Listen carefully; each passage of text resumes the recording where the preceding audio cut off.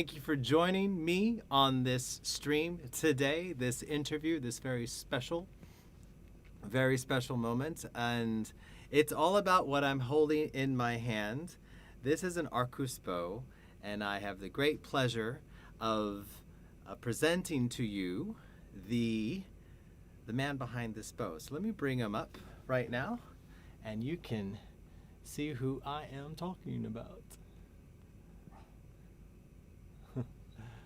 Hello.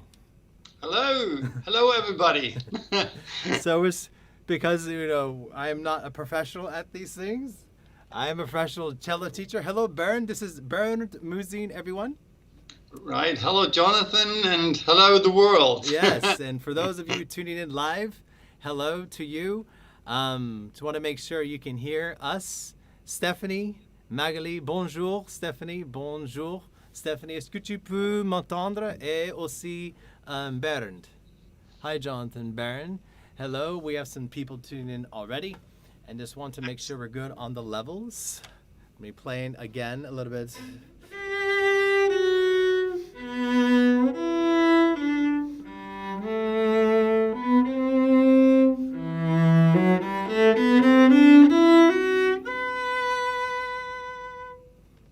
So, this is a special moment today because I would like to talk a lot about these bows, which I have had the absolute pleasure of having in my possession. Thank you so much.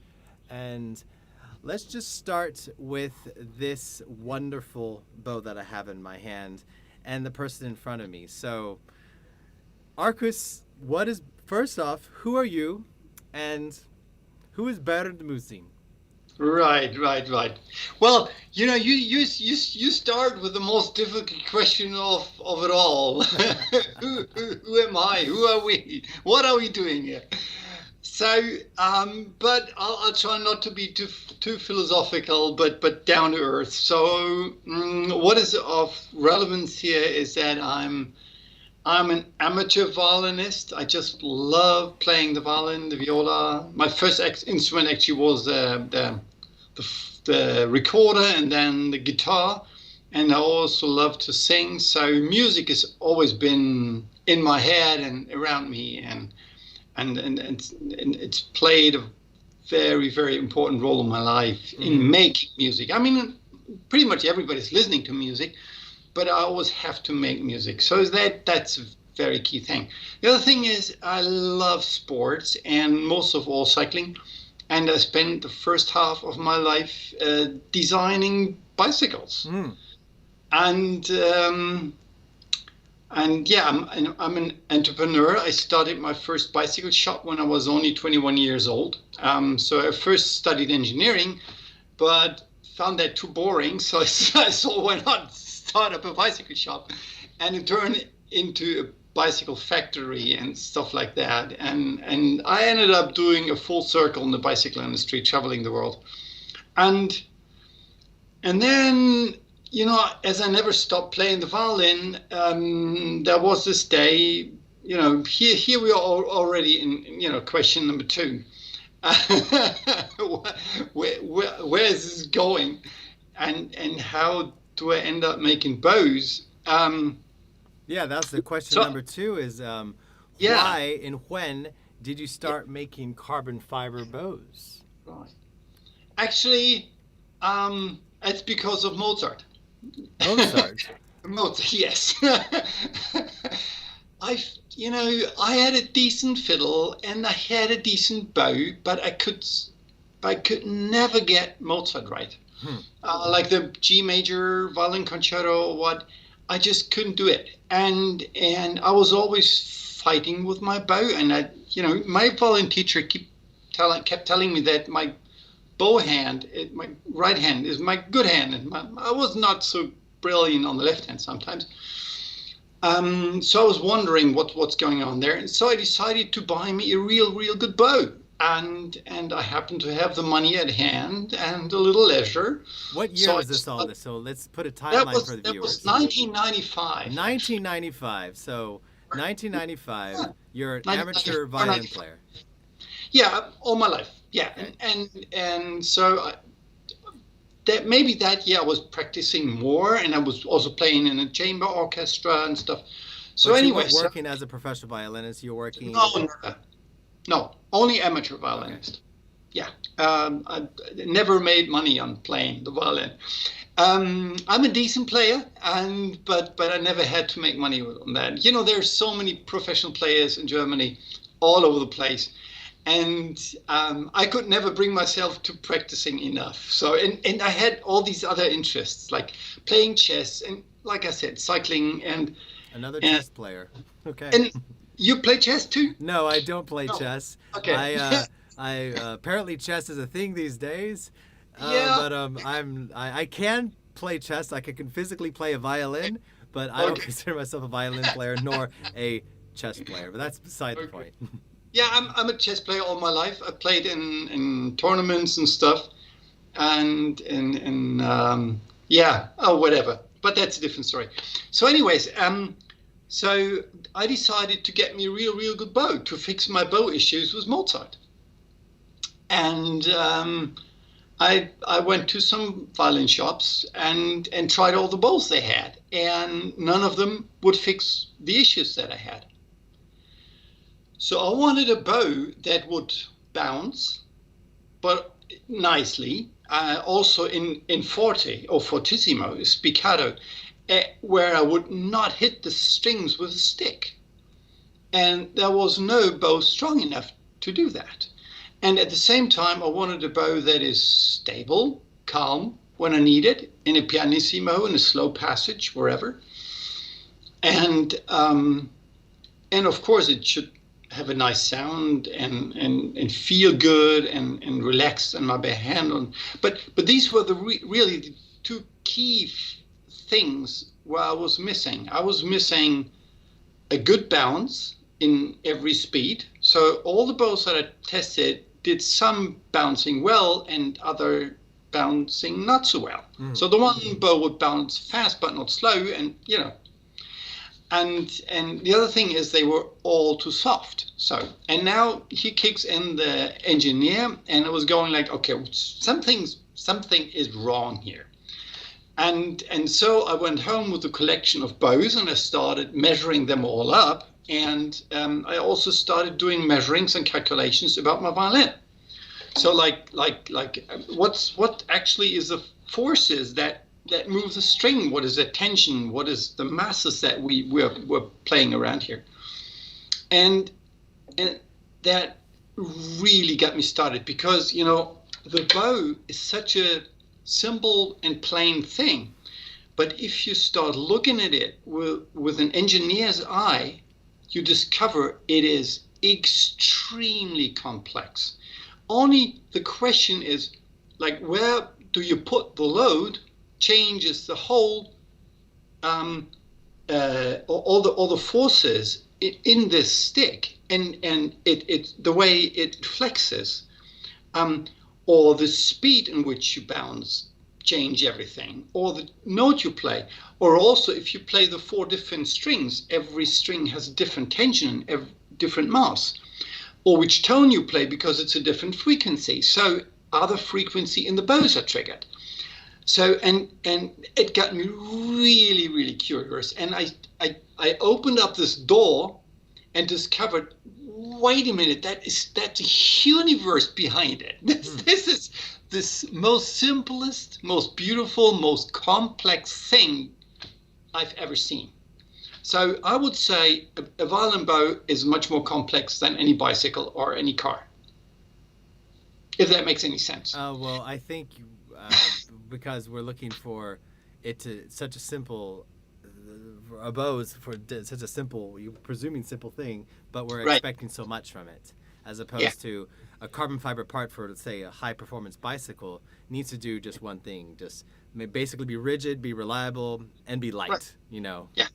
Yeah, it and doesn't of course, need to create overtones. Functions, and then you have suspension system and disc brakes and whatnot. So there's a lot of things on them which bring in a lot of complexity. But if you look at each part of them, they have a pretty straightforward job. But in a bow, the vibrational characteristics of bow and its playing characteristics overlap, endlessly. You can never really untangle this whole thing.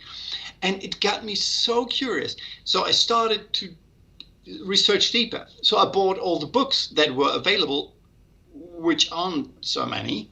Started reading the Strad and strings and, everything I could find. And it wasn't very much. Mm-hmm. There was a lot of history, yes, about, all the famous bow makers.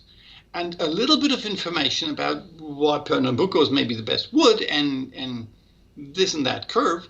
But only when I started measuring up a number of different bows, I figured, wait a minute, they are all over the place. The curve, the camber, the weight distribution, there's no conformity. So obviously bow makers were searching for something, and I was searching for the same thing. But as an engineer, as a very critical engineer, I came to the conclusion it can't be found in Pernambuco. It's not possible. I was going to lead it in. It's great you're mentioning this, because we're going to go into the next question. Yes. Do you consider yourself an architectier? And so for those of you who are not the French-speaking sort, an architectier is like a luthier. Architectier is a bow maker. And yes. So just a quick background. So before you got it, you played amateur violin. You didn't. Right. Did you go to bow making school? No. You did not go to bow making school. No. And when you decided to go on this quest of making an ancient art better with modern stuff, you were working in what industry? In the bicycle industry. In the bicycle industry. Okay. Well, I was designing bicycles. As an engineer. As an engineer. All right. And so then you discovered this world. You just like a lot of people. There's a lot of information. By the way, it's the 1990s who's doing this, right? There's dial-up internet. That means you subscribed to magazines. They came to you. It wasn't like you Googled stuff on your phone. You went to the library. Right. So what city were you in Germany when all this happened? Did you have to go to Berlin? Was Nuremberg. Nuremberg, okay. Nuremberg, yes. A big city. Yeah. And as I said, I found all the books that were available about bow making, which were not many. And I read them through page by page. And 90% of what was written in those books, I discarded either as history, which was not relevant for me at that point, right, or plain wrong. A lot of the literature was just not basic physics. It was just, some made up ideas. So what do you think it was? Was it just like appreciating the art of it because they look pretty? What do you think it was in these books that you read? People try to find explanation. The problem is when you don't have an engineering background, or say something about physics or whatever, or at least mathematics, higher mathematics or something, then you end up with philosophical answers, more or less. And that's also what you find a lot when it's in books about string instruments. A lot of the answers you see in there are philosophical or sheer, experiments. Like people tried something on a certain instrument, they figured it works well, so it must be true. I have a quick question. What bicycle brand? Did you work for a bicycle brand? Or where in the bicycle industry did you work? One was my own brand. So there are actually, the brand is still existing. So it's a MÜSING bicycle brand out there. So you work for your own brand. Okay. Yeah, Did you work for a major brand? Huh? Did you work for a well-known major brand of bicycles? Yeah, that too. But so Hercules bicycles, but that was back then the largest brand in Germany, but it's not well known in the world. Okay. And American. Is it the same Hercules that builds these music stands? No. It's different? Okay. I mean, I have a Hercules, stand for this my electric cello, and I was thinking, you never know. These things get you never know. People are clever. Yeah, right. So we can settle the fact that you. Let me. You don't consider yourself an architectier, or do you? Wait. Okay. Yes, I am. All right. I'm a bow maker, and I'm a pretty good one. I mean, that's the first thing I did. I learned bow making. Okay. With carbon fiber. All right. I never made a wooden bow. but I had to invent bow making from zero. I had to reinvent bow making because, okay, the point is that, oh no, wait. Let's go back one question. Do I consider myself an architect? Okay, let me ask you a question. Let me ask you a question. Would you consider Beethoven a pianist? Yeah, of course. Yeah, so I'm an architect. Okay. I mean, it's like, I guess you rank them, like, because he would like perform his own things on piano. So of course I consider him a Beethoven. He wasn't a cellist. You know, if Apparently I he could play viola. He played the viola, but I could not develop our bows and keep improving them if I could not make them. It's like if I could not play the violin, I wouldn't understand them. Okay. So I believe that for me, the very foundation of what my daily work is that I'm both a craftsman and a player. Okay. And then comes number three, I'm a designer, inventor. I'm somebody who goes new ways and tries new things. And I'm doing that all my life. And I just can't stop it. Okay. It's like I love little damage up there. That's absolutely wonderful that you're like that. So, because I think you're really getting into this another question, you know, what obstacles has ARCUS had to overcome in order to be considered a viable bow for string players? Did you invent the carbon fiber bow? No, there were carbon fiber bows before ours. So Coda bow was there, Claudio Righetti was there, Berg bows were already existing, Glaser. So lots of carbon bows were out there. But here comes a decisive difference is they all try to emulate wooden bows. And I meant to replace wooden bows with something better and very different. And so it's a completely different philosophy behind it. And we also came forth with very different solution because carbon fiber is not carbon fiber. It's like the first, I prefer to call it the first generation carbon fiber bows.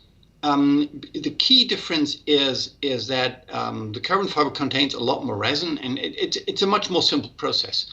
And what I wanted to do is making bows with a very low carbon fiber content, very stiff, very light, and that was such a crazy idea that I got turned down by all the aircraft companies, the airspace and carbon fiber specialists, whatever. They do Formula One. You know, I talked to all the guys who do the real high-end carbon fiber stuff back in the 90s. Okay. And they all turned me down. They said, no, this cannot be made. It's impossible. So that's why I said I had to reinvent bow making from scratch. And so not even what the other carbon fiber bow makers did was of any help to what I tried to achieve here. So I really started basically with zero. And then, of course, this question is also a very interesting one. So I came up with bows that were significantly lighter and looked different and not even tried to emulate wooden bows. So for many players, that was a complete shock. How could I do that? I mean, I was going against all firm beliefs that you could never on this, you know, in this universe, surpass a Turt or Picard bow, like you could never surpass a Stradivari or Guarneri violin. Is that so?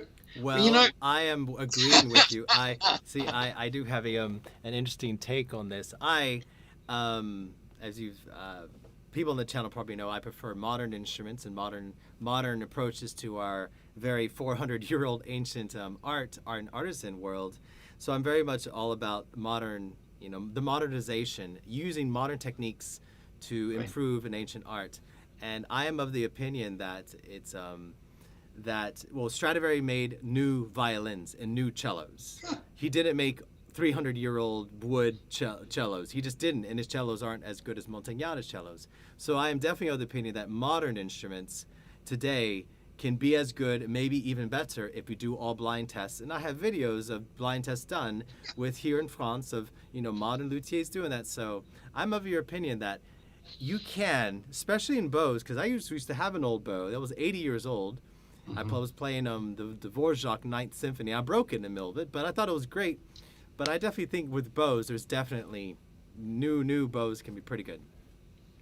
I also like to refer to strings. You know, back in the day, everybody was playing on pure gut strings. Who does that nowadays? I mean, purists. yeah, right. And then you find they actually play with wound lower strings and stuff. So nobody's playing pure gut strings anymore. And why would you? I mean, there's much better strings out now. There are people play with it. I've gotten into some arguments on my channel. So if you're watching this in replay, I totally respect your whole gut string world. And so does BERND. It's just a different world. But people are very particular. They say some people think gut strings are the best, but that's a totally different story. Yeah. Oh, you know what? Here's one other thing I'd like to refer to. You probably know Vion. Jean-Baptiste Vion. Everybody knows Vion, right? So I have one of his copy of one of his bows. Yes. All right. Was he an archetier? He was. He was an inventor. Was he? Yes. He was an inventor. I have to admit, he had a shop. He had people make his bows. He made some, yes, of course. But he made a self re-herring bow. That was what I think his most relevant innovation was a metal bow. Oh, I didn't know that. He made steel bows because he was asking the same questions as I did. Because even back in the time of gut strings, he figured that Pernambuco is actually not strong enough, and it does not provide ideal acoustics. Steel vibrates much nicer than Pernambuco. Actually, Pernambuco is not such a great resonance material. Shock. So he made steel, hollow, thin-walled steel bows. The problem with steel, as you know, is that a relatively heavy material. Yes. So he just couldn't make them light. Absolutely. And the other problem is he had to make the sheets, so the metal, so thin that they would break like Coca-Cola cans. So they wouldn't last long. You drop them, you hit a desk or something, and they would break. But that metal bow, for example, was the bow that Paganini played pretty much all through his career. Nobody knows that anymore. Yes, some people do. So Paganini played with metal bows. He didn't play Pernambuco bows. So Paganini played with metal bows. Yes. I just have to believe you. All right. You can check it out. Somebody will Google that and be like, "Yep, he's right." I'm not big on Paganini, but I like Paganini. I'm like, cool. Paganini played on metal bows. What? Yes. and I played such a bow at a violin shop a couple of years ago, those who are very knowledgeable about bows know these metal bows. Most of them are lost because, as I said, they easily break, and of course they also corrode. They do sound excellent. They are heavy and tip heavy. So for my taste, not very good playing bows, but excellent sound. Really, seriously. So, and then when I did my calculations, a metal bow was actually my first idea. So I thought about making aluminum or titanium bows. And maybe one day I will. But the problem is with all metals, they're heavy. And that is a nice thing about carbon fiber. It is very light for its strength. That makes it a real unique material. Only thing is you don't have to screw it up with too much epoxy. So we are already deep in all this. Yeah, there you have it. Yeah. So by the way, what you see there on your stick, you touch, that is the carbon fibers. That is carbon. It feels soft, doesn't it? It's extremely hard. It's real hard material, like a diamond. It's pure carbon, like coal, like graphite, like diamond. And that's also what gives it the shine. It's proximity. It's halfway between a diamond and graphite.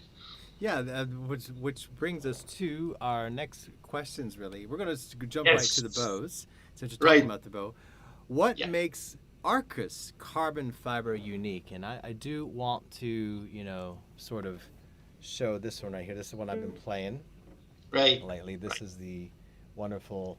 I guess this would be the M8 right here. Yep. This is the Mm-hmm. one we decided very nice. And you're talking about this it's not doesn't have that weave that you would usually Oh, see in a bow, which right. you do have it in your other bows, but you don't have it Yep.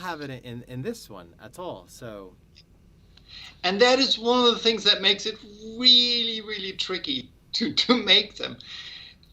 Because, when you weave carbon fibers, you give them some stability so you can work with them.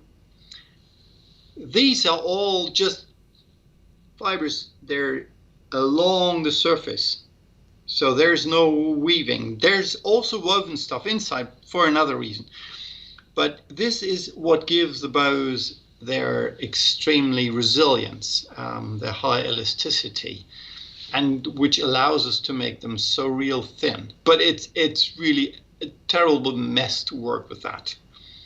And to get them into this curve, that's now, it took us like forever to figure it out. I started out with the idea of these bows in 1994, 1995. And together, I was working then with a good friend of mine who had some experience in this field, was working with carbon fiber. It took us like 4 years to figure out how to make them.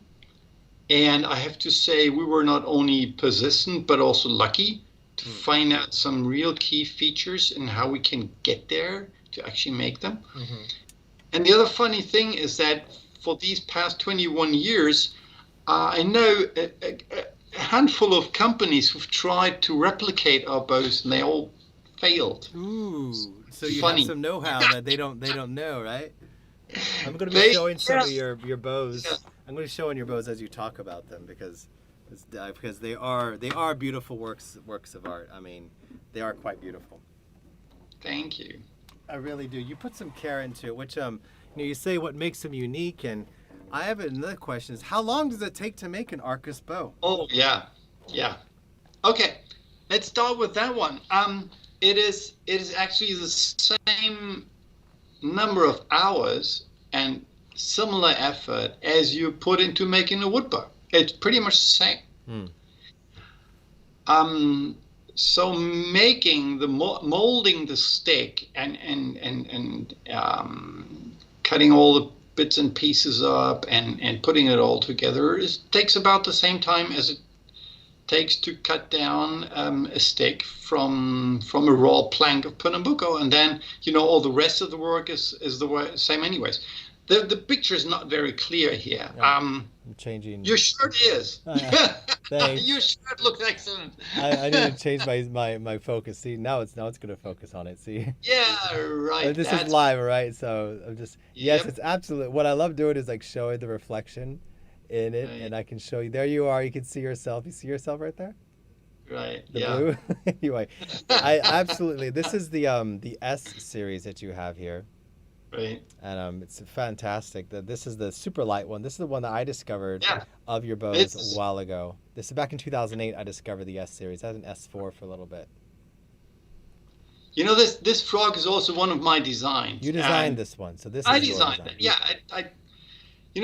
that was one of my hobbies. I almost became an artist. I like to draw and paint and do stuff like that. And I still do. So I do all the artworks for our advertisings, and I design the head, the tip of the bow, and also the frogs and the buttons and all these little things. Those are my designs. And so that's a question. So how long does it take? Is it these are all 5 levels? How long does it take to make these bows? Like a wooden bow. Okay. And here comes. Okay. So. See, there's an image, or apparently Econ believes that it takes like weeks or so to make a wooden bow. Right. That's just simply not true. We know that of course, if you go in a factory, in a bow factory, which actually exists, where they throw out thousands and thousands of wood bows every year, it takes a couple hours, maybe 2 or 3 to make a bow. But for an individual maker like Tourt or Pécat or Simon or Voirin or Simon, you name them, they took about a day to make a bow. A day. A day, yeah. They roughly made a bow a day.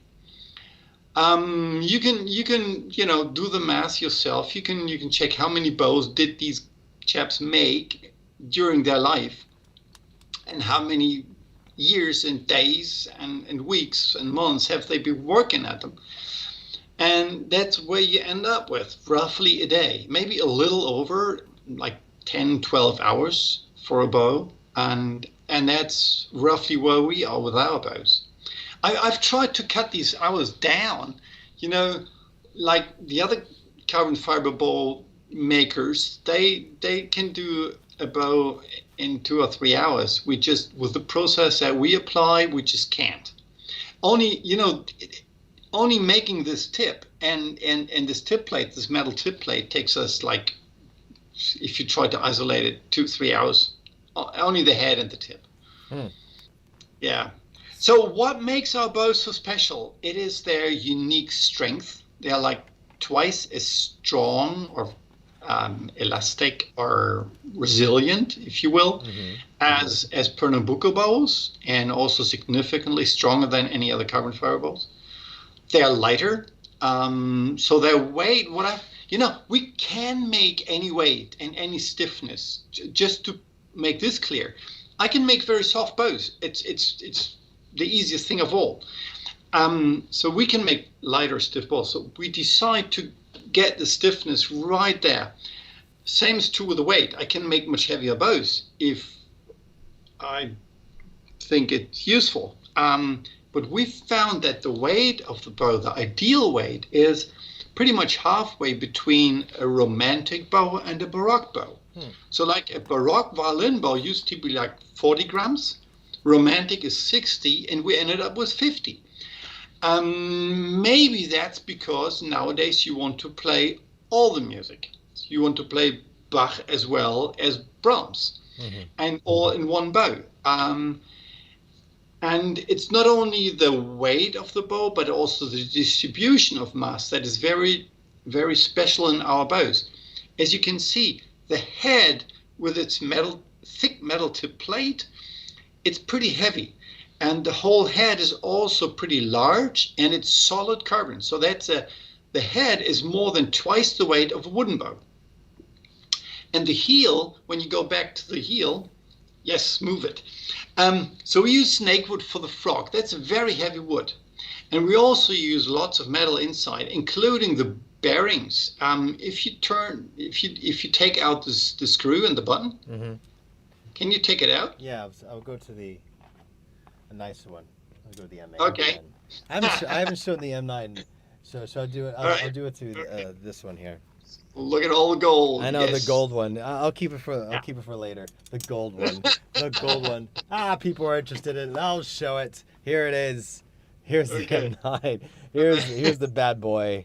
The top of the line. Beautiful. Okay. So what do you want me to do? Take the screw out. This? Okay. Bring it out. Yeah. Hold the frog. Yeah. So what you see there, take it out, is at the end of the stick, you see the silver part? That's a metal bearing. That's a special aluminum alloy, aluminum silicon alloy. Yes. Okay. And we have another bearing inside. So if you lift off the frog carefully, don't drop it, and peek inside the ferrule, the hole in there. Yep. Show that. You see that to the tip of it, there is another metal part inside, hidden inside. I know you can't really see that because it's not focusing. Yeah, you need some light. Now you see a little bit. Okay. It's in there. It's in there. Yeah, it's in there. So there are two metal bearings. There it is. So the screw runs in these two metal bearings. Okay. instead of just in a hole in the wood. Huh. And of course, this adds some weight, these metal bearings, but they will last for like ever. And you will never wear them out. And so it turns easy all the time. Right. All you need to do is you put a little bit of candle wax on that screw every other year or so, and you're good. Yeah, put it back on. You never did that before, did you? I've taken bows apart before, but I didn't. Okay, I didn't know but there not, was like I never saw the bearing on this side. So right. and then just for comparison, I will show you Yeah. my See, bow. that's what engineers do. They So they put a this bearing. is my. We'll do a test later, see if you can identify your bow. But this is All right. my Excalibur bow, and Okay. the one that you insist. So I'm going to take off this, and this is a finely made bow too. Right. And we saw a bearing there, and it looks like it's It's just wood. I guess it's good wood. old wood. Yeah. All you do is you have a hole in the wood. And there's another Stick hole, and through it. there is just a hole down there. Yeah, that's it. Well, of course I should And believe over you. time, and over time, it wears out. That hole wears out because wood is soft, Yes. right? And then the frog starts to move, Yes. and then more wood is damaged. And so after so many years of use, what you do is you drill out the stick, put in a new piece of Pernambuco, and make a new board. And you see that on lots of old bows that they're not having all the original wood anymore. Hmm. And some even get the rear part of the stick completely cut off and replaced, including the stamp and everything. I will admit about my bows because I'll admit I've already had it done. Not necessarily in this bow, but right here on the cello bow, we put our thumb. We put the thumb is you're constantly in this area right here, and so Right. you wear this down over Yeah. time. You just kind of Yeah. because wood is porous, and you push it in. I don't know if you can see, but it's already like getting pushed in a little bit right there. Right. With Right. it's a coming, it's but my other bow, I had to get it filled in with sawdust, and luthiers know this. So it gets pushed in, and you had to fill it in with wood and with glue, and Yeah. and it gets filled in. But that's Right. never going to happen with your bow, huh? No. The carbon fiber is totally immune to sweat, to dust, to whatever. Mm. It will never even scratch. Hmm. Yeah, even if you play for a couple of hours, Colegno, fortissimo, Mhm. all right, you won't see a thing. It's all you do is you damage your strings, but the stick is so hard and so strong, it just nothing happens. Well, since There's now 21-year-old ARCUS bows, and they look like new. that's amazing. I do have this question here. Are Yes. our bows sustainably produced and animal free? No, they're not animal free. Okay. They're- Why they're- are they not animal free? Because it's carbon. I mean, besides this part right here, Right. this could be. You could. Why didn't you go with our? Or why didn't you go with that? Okay, let's go. The least important thing is the mother of pearl here. You all wear shirts with real mother of pearl buttons, right? That's the most normal thing in the world. So what you do is you have mother of you have these shells, these clamps or whatever that is, to make pearls. For eating, I don't know, and so we use mother of pearl. We could replace them with plastic or whatever. We've offered that to our customers. Nobody wanted it, so Could everybody still prefers. opal or other precious stones that look like this? No, No. you could use plastic. Okay. If you want to replace it, if you think that plastic is a cool idea. Which can be disputed. I think there's too much plastic in this world, Okay. especially when it's not made to last forever like our sticks are. Well, anyways, so there's mother of pearl, and then there's the sump leather, Yes. which is leather. We could replace that with a piece of rubber if you want it. if you ask for it, it will be a lot less beautiful, and yeah. I But guess yeah, I guess the question I'm mostly asking is excuse me, is animal free. I guess when it comes to what type of glue do you use? Because animal glue is used oh in no, this we world. use no animal glues. We use no animal glues. They are not of no use because we Okay. don't make mistakes. Okay, So good. So no animal that's glue, but mother of no, pearl. I think yes, you can win on that one. Mother of pearl. It's okay. And this right here, this can come from all sorts of. So this can be syntheticized. While we're yeah, on the subject, I do yeah, notice. I'm just going to pull out a right, variety of textures here. I'm going to be going just the top. right. The top is so I'm going. This is the 9, the 8, and the 7 here. Is there? What's the reason that here's 987? We're talking about the leathers that you use. What are these leathers? Yeah, They're very different. yeah. Basically, we use printed cowhide, Okay, but we also use so this isn't lizard snakeskin. or snakeskin. Yeah, lizard and Lizard. snakeskin from, but that is from bred animals. That's not from coming from live Okay, animals. So that is sustainable. It's just as sustainable as milk okay. or Question less. then. On the M9, what is this leather?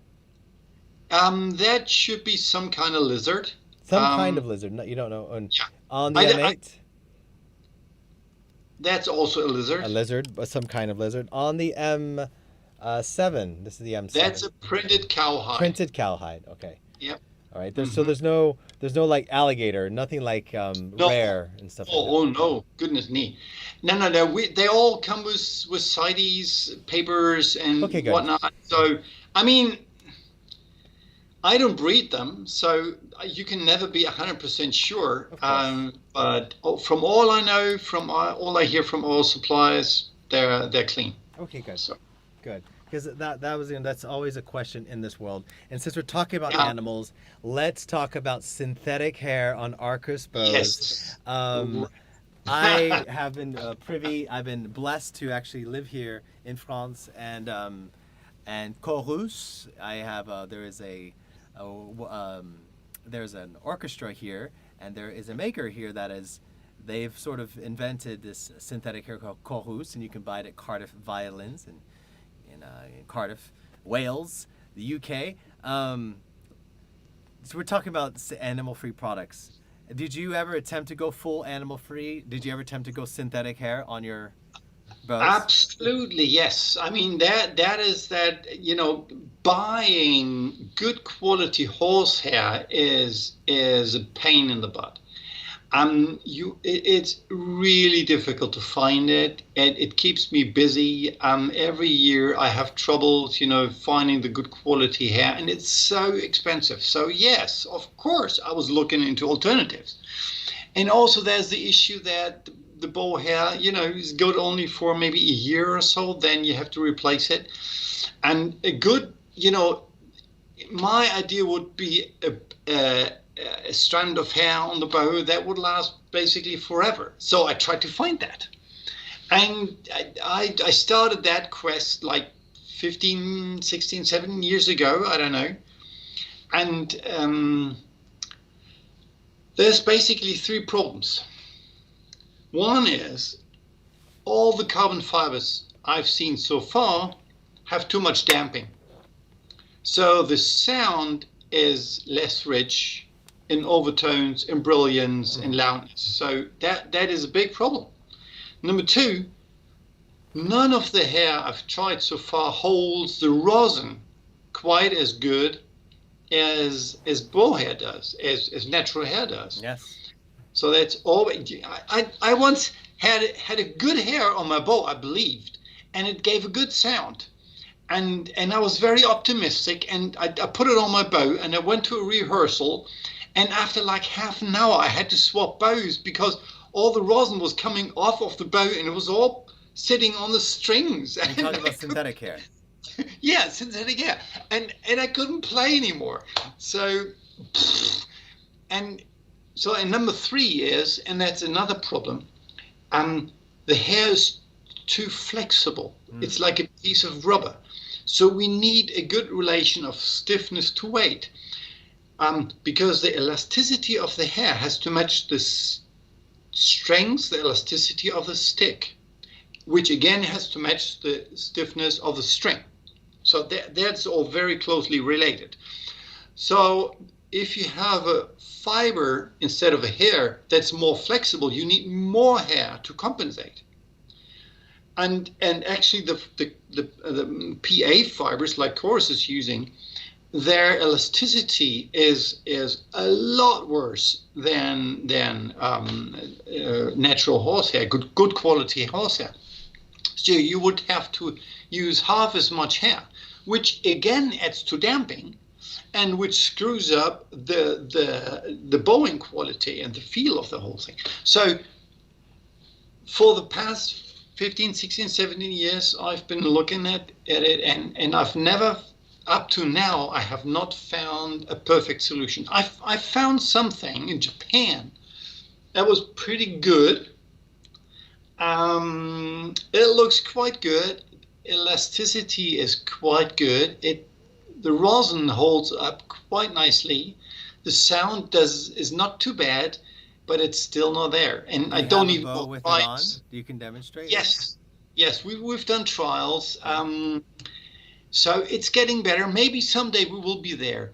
But all the other fibers I've tried, and we had some bows with chorus hair and was Peter Zarit's bow hair and all different stuff. I was never really quite happy with it, and the players were liking it okay, but it's not a smash hit so far. It is definitely a very it's very unique, and which is bringing me to my next question, which is one of the reasons I'm holding here in my hand. Some of your bows have 14 karat gold on them, which is this M9 right here. Why, and does this 14 karat gold make a difference in the sound? No, it doesn't.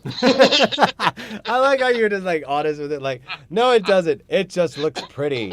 Can we just look at it again? Look how pretty it is. It makes your eyes shine. Is that it? It does. Feature. There's something about, there's something about, especially the tip. I absolutely love the tip on this thing. Yeah. That gold glimmer that you have in this. It's just, I don't know, there's something about, there you are again. Guess what I have here. Do you have platinum? What is that? What I prefer to play. Oh, gold. Guess what it is? It's just my teacher always. I love that. That's the one that you have, the 20th anniversary one. Absolutely love that. Exactly. I'm not. I'm a traditional. I'm not a fan of the Le Bastille. The Le Bastille. I don't like the Le Bastille. The Snakewood? I don't like. No. The steak was fine. I just don't like. I like this right here. I love this right here. The eyelet. I don't like this. You have, I believe.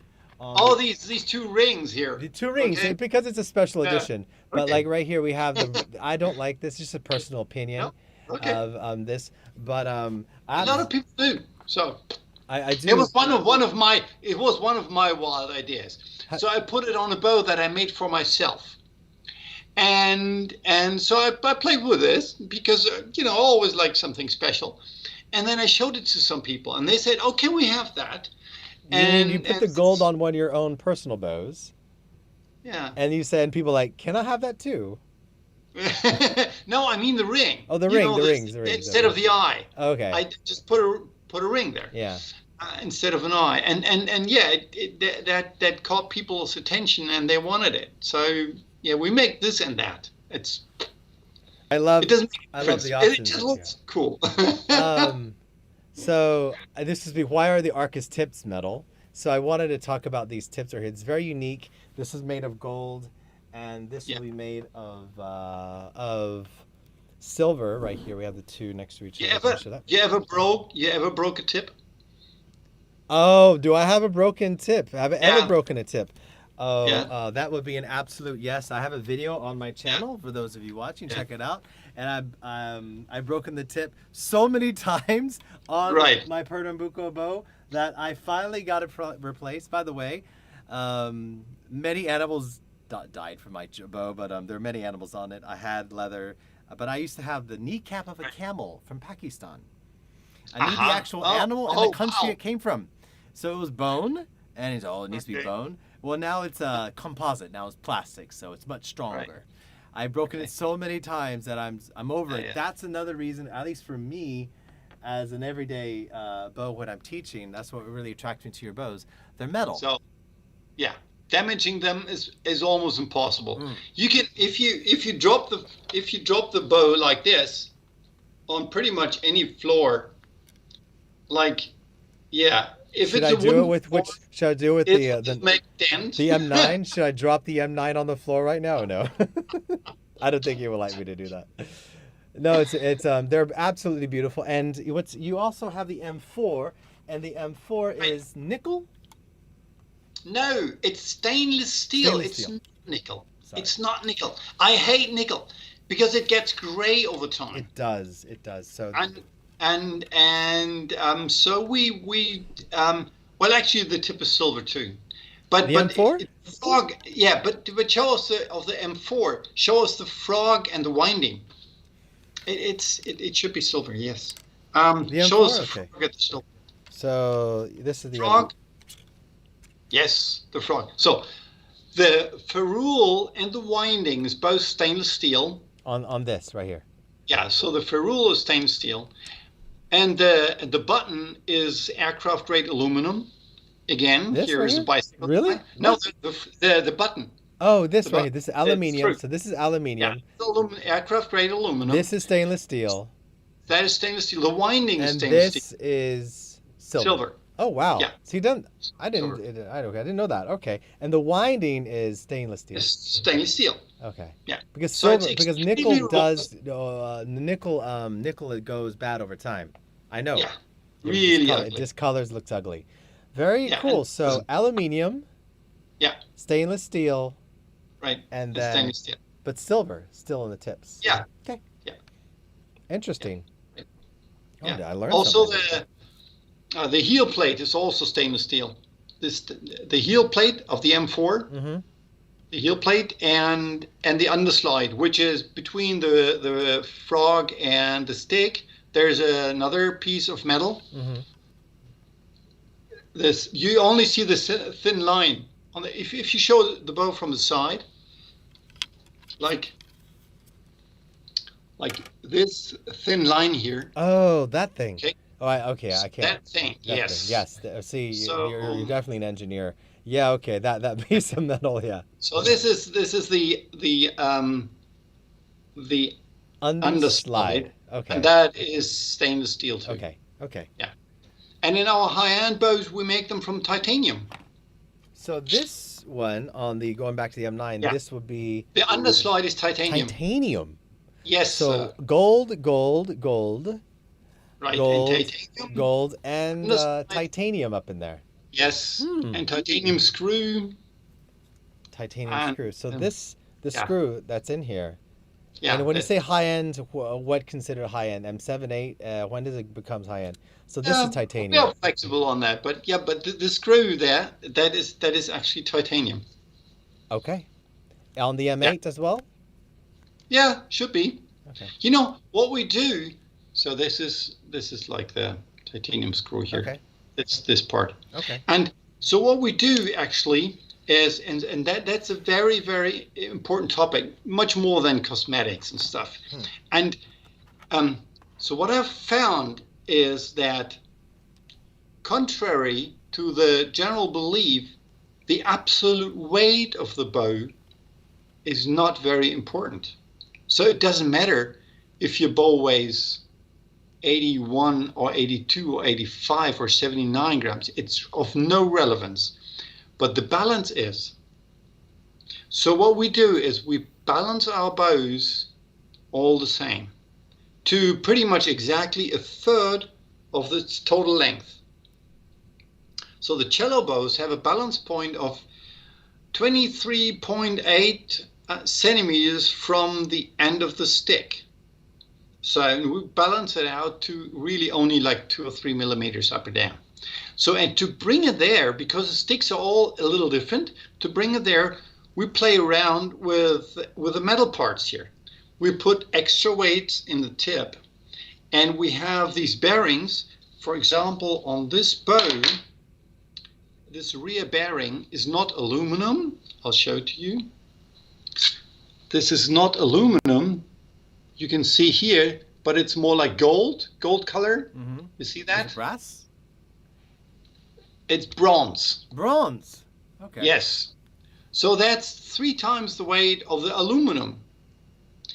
And we also play around with these screws, because a titanium screw is lighter than a stainless steel screw. So if I need more weight in the rear, I go for the steel screw. If the bow is a little heel heavy, I use a titanium screw, even on a lesser expensive bow. We sometimes do that. Well, we're about to get into these different. We're already getting into the next questions, but before we go in there, I think you already answered this question. What are the talons, the frog? What is the talon made from? And is the wood responsibly forested? So we're talking about these fantastic looking. Here's an M6. I give it to you straight. Piratinera guyanensis. It's called snakewood. What was that? Apparently that was botany talk for me. Yes, Piratinera guyanensis. Yeah, that's the botany name.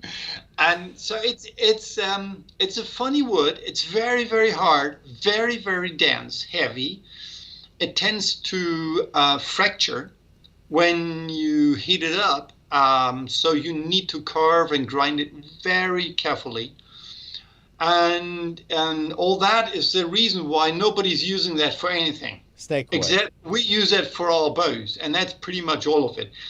And there's hardly any. Baroque bows were sometimes made from them. So the shaft of the Baroque bows were made from snakewood. So the question is then, is it responsibly forested? Because people don't want a Pernambuco bow because it's endangered. There's more wood than anybody would like to use. Okay. And so there's no shortage. So it's very different from ebony. Ebony is really a big problem because it has so many uses, and so it's felled illegally, traded illegally. So ebony is really a bit of a problem. Ned Steinberger uses a material called Richlight. All right. And so does Martin Guitars, and so this is not ebony. This is Richlight. So check that out. It's just like it's a carbon composite and and it's from the aerospace industry from World War II, actually. It's been around that long, and it's used for all different, but it's used, this is Richlight, and I've been playing this. It's uniform, and so I think it's a viable replacement for ebony in the future. Excellent. So let's get right into the series. Because we have been mentioning the different series and stuff like that. Right. There are many series, and so there's the M, the T, and the P series. What makes them different from each other? So let's start with, we already have the M's, but I want to start with one that I briefly showed. Tell us about the T. Right. What is the T series? The T. Okay, so fundamentally, it's 2 things that we are playing around with. It's the weight, and it's the elasticity of the stick. Okay. So the total weight of the bow and the elasticity of the stick, also a little bit the mass distribution. So do we have more mass in the stick or more mass to the ends? So like in the T bow, we have a very light stick, but a pretty heavy head and a pretty heavy talon, so the frog, the end, which gives the bow a lot of stability, but also a very overtone rich sound. And then we play around with the elasticity of the stick, but that really depends on every instrument. Like for example, on the viola. On the viola, we have the big issue that violas come in different sizes. And because of the different sizes, the strings come in different lengths. The longer the string, the higher the tension has to be to achieve the same tuning. So we need a stronger bow for a larger viola. That's not a problem you have on your cello.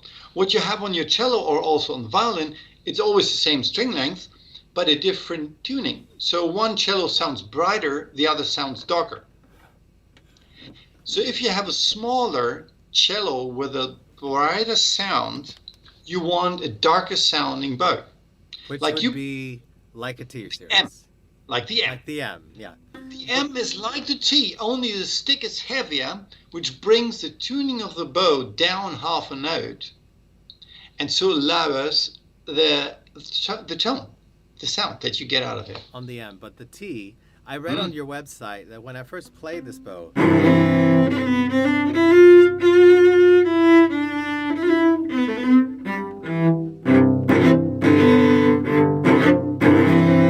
I really liked it, and so did my teacher during the blind test. We immediately said, "This is nice." It was of the bows, the different series that we didn't get into very deeply. Right. I felt like immediately when I got into your bows, I really liked this bow very much. It feels.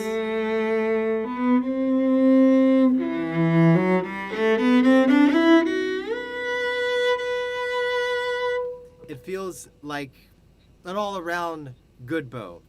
Yes. And I think that's how you describe it on your website, right?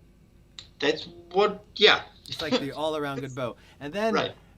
But you gave me other bows in here. And so before this one is the one I discovered. But before we get into that, there is something else in here very unique. And we played this one. So this one right here. What is this? Right. What is this? Is this even listed on your website? What is this? No. Well, we make the P series bows both for violin and for viola. Okay. P bows are our strongest bow. They have the most resilient sticks, but they're also a little on the heavier side.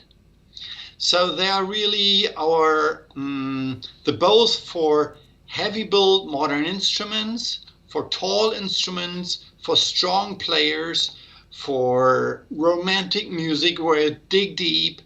So it's the power bow, if you want. It's the that maybe is where the P comes from. I definitely.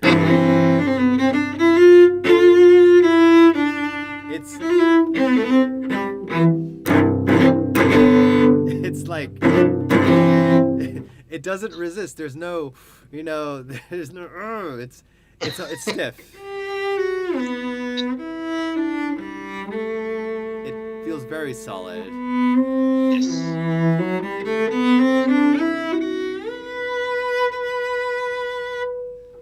It's never shrill. It never wobbles. It's definitely, for me and my teacher when we played it, the P series was, I think it would be great for playing modern music on an instrument like this, like heavy metal, really intense sort of stuff. I think there's a guaranteed application for the P series for electric. Definitely going electric, because you always want to get in more, especially when you play a distortion on these instruments. There's no dynamics. You're constantly loud. You're constantly strong all the time. So all this like nuance when it comes to bowing on electric, which I'm learning, distortion-wise, doesn't it? So I think, call it the power series, whatever you want, but this has a future for this type of instrument here. Okay. Not for this is my opinion, but I want to move on to the next one, which was. But there are also modern built instrument. When they have when the plates are a little thick, when the wood is a bit hard, some modern instruments require to be played with a lot of force, and some players just like to work like that, and that's also true with violas and also true with violins. And yeah, that's what the P bows are for. We don't make many for the cello. We just make a few every year, and it's a very particular series. Yes, this right here. This is to me the quintessential ARCUS bow. This was I think you called the A series long ago, but now it's the S series. But this is for me because it's got this very unique. When you see this talon right here, it's unique. It's got this little like rivet in it, which I've never seen before. And I had an S4 years ago, back in 2008, and I was amazed by just literally how light these bows are. Now, before, what's interesting about this bow is that you have both a hexagonal bow down at the bottom, and round. Could you explain to me why would somebody want hexagon as opposed to round? Right. So the octagonal, the Octagonal. hectagon, octagonal, whatever. We discovered that it's more bouncy.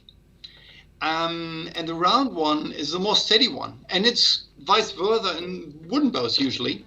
So if you play like a slow spiccato, like bum bum bum bum bum bum bum, something like that, you will feel that it bounces like automatic. You do nothing.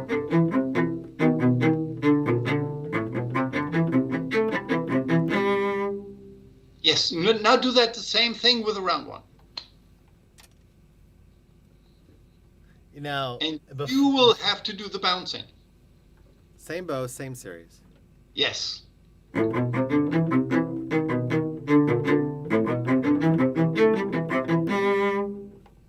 So you do the bouncing. I have to. You do the work. I have to go back now.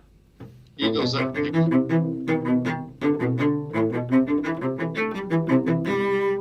It's something you can't hear, but it's definitely something you can feel. Right.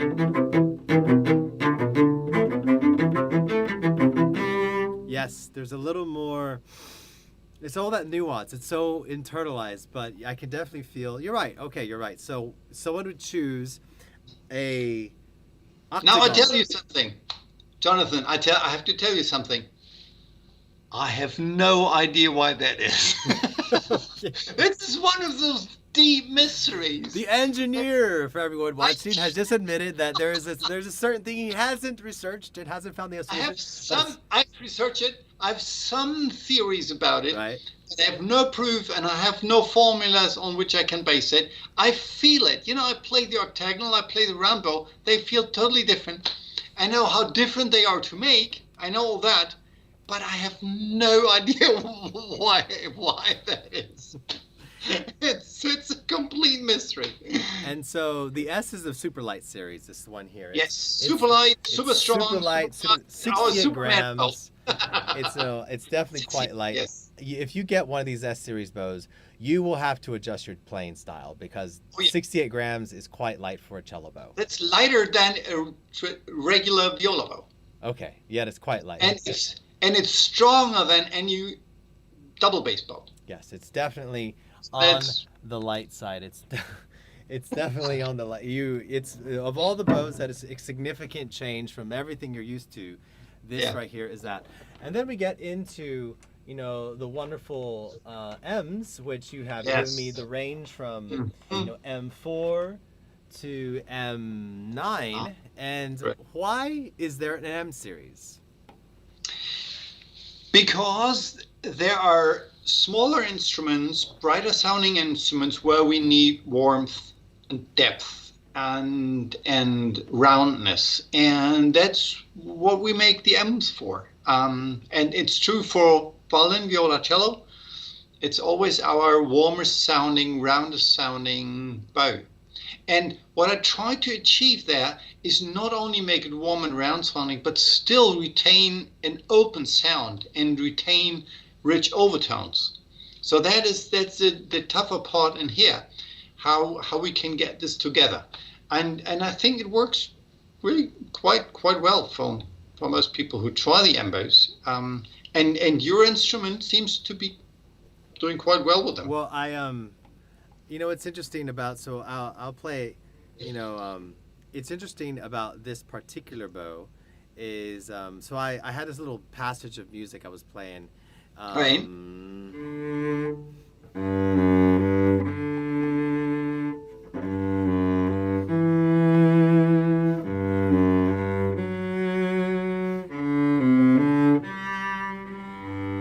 So I've been playing this little passage from Vivaldi, and that's just the M full.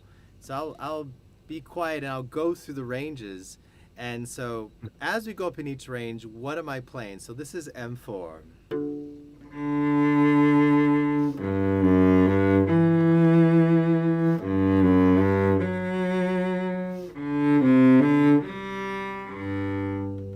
And now I'll go to an M5, which is the step above.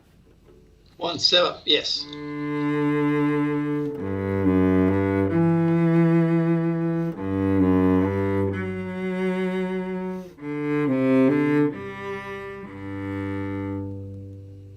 So, what makes it a little better? Okay. We're going increments, very small increments. Yes. Okay. When we started making our bows, we didn't know very much about sound. And we didn't think too much about sound. So I really started off with all the playing aspects of the bow.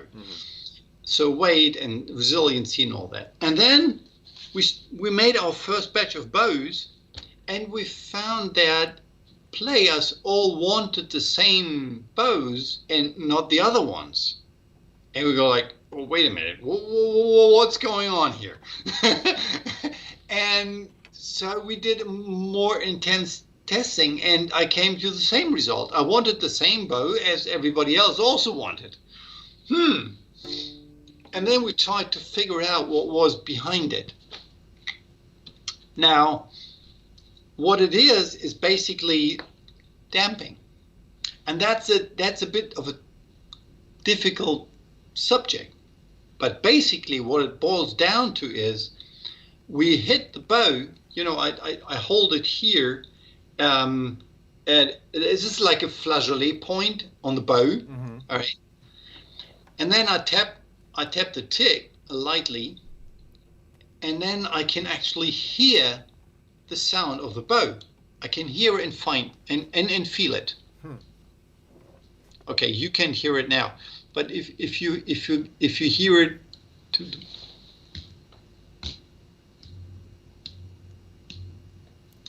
well, so anyways, what we started to do is we checked how nicely the bow sticks, before we mount them, would vibrate. And a lesser bow, let's say a T4, when I hit it, it does something like bow. Okay? Or maybe it does bow. Or maybe it does like. So it does all kind of interesting stuff, but it's not very clear, and it's not straightforward, and it doesn't last very long. Now, when I go to the other end of the spectrum, to a perfectly done stick, where everything's really, really like it should be, like an M9, I hit that, and the stick goes, bow.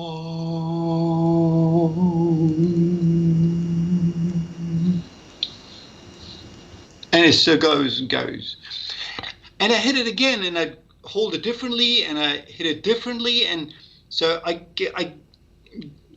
check it out from all perspectives, and it always gives me that pure, beautiful sound. And the same happens when I play it on an instrument. So when I go up on these levels, because I wanted to explain right here, explain the numeric signs. That's a great explanation. They just go bow. They have very, very precise. Very. They just go bow. All right. So. You know what? All right. So I'm going to go M6 now, and I'm just going to play just the same notes from that violin makers do the same thing. Yeah. They sing. When they select wood for their instruments, they knock them. Yeah, I know, right, right. They drop pieces of wood. Like, it just sounds good when you drop it. So I'm going to play from M6, M7, M8, M9, just that same passage. And I discovered a single note on that really enhanced was sounding good on the later bows here. So all right. This is the M6.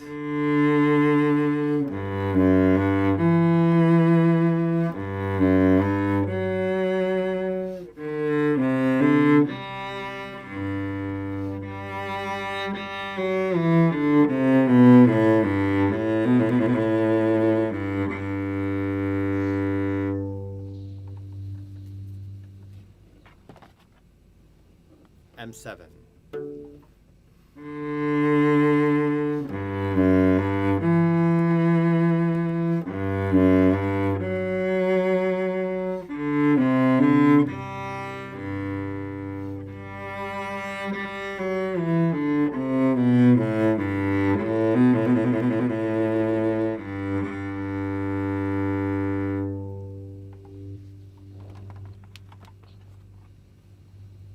M8.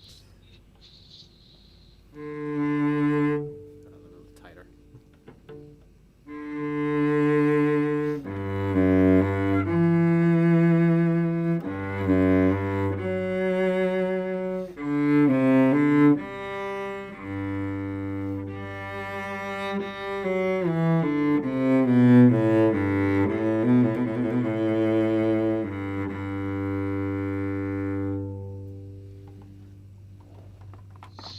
And now the M9.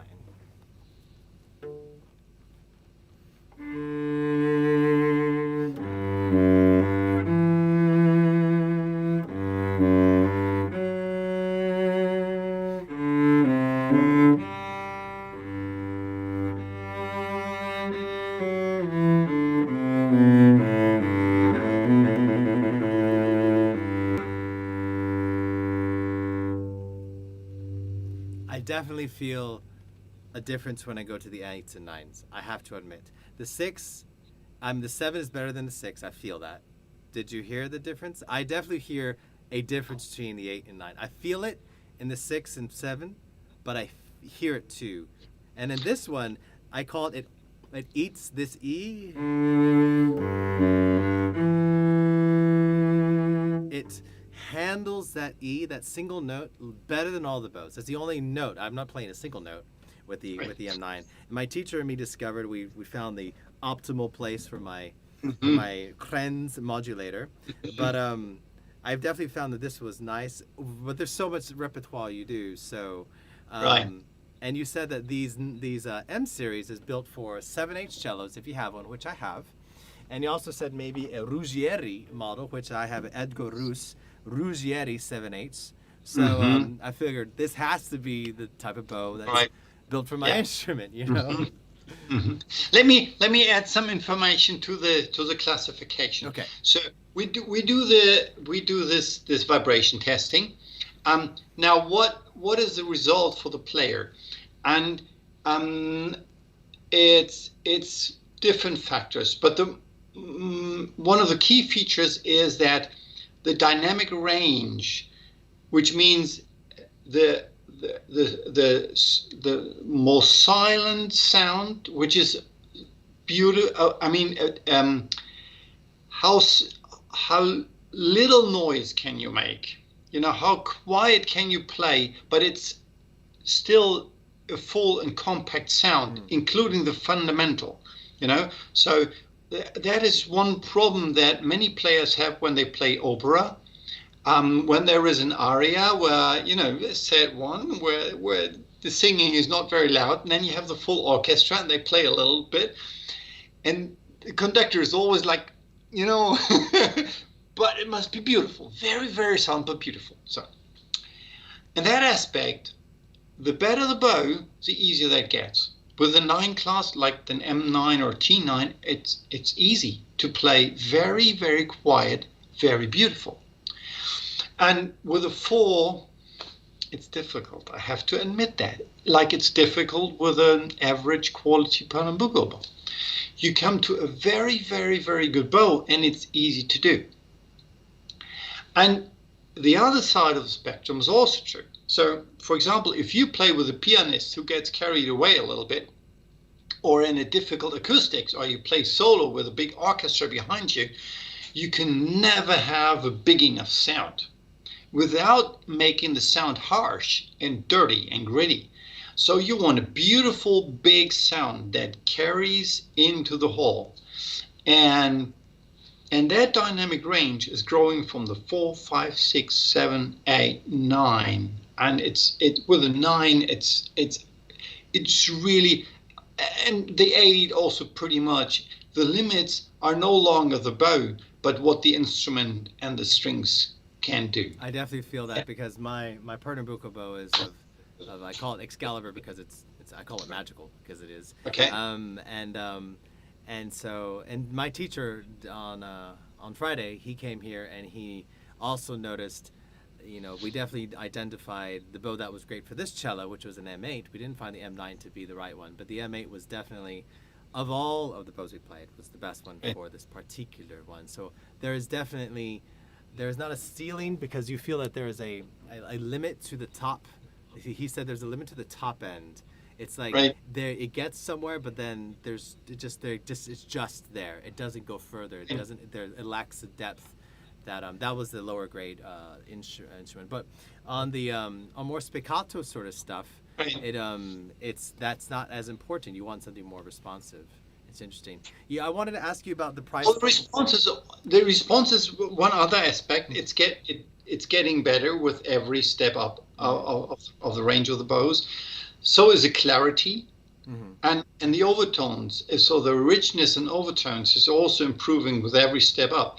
So, but here's one important thing: not all M8 bows are the same, and not all M9 bows are the same. Every bow has its very special characteristics, like a fingerprint, like every wooden bow. Okay. Like you get 3 wonderful picket bows, they all sound and play differently, and the same is true with our bows. Okay. They are closer by each other, so the M9s don't vary that badly, and they are certainly different than the S9s or the T9s. So you will see their family, but they are only family. They're still individuals.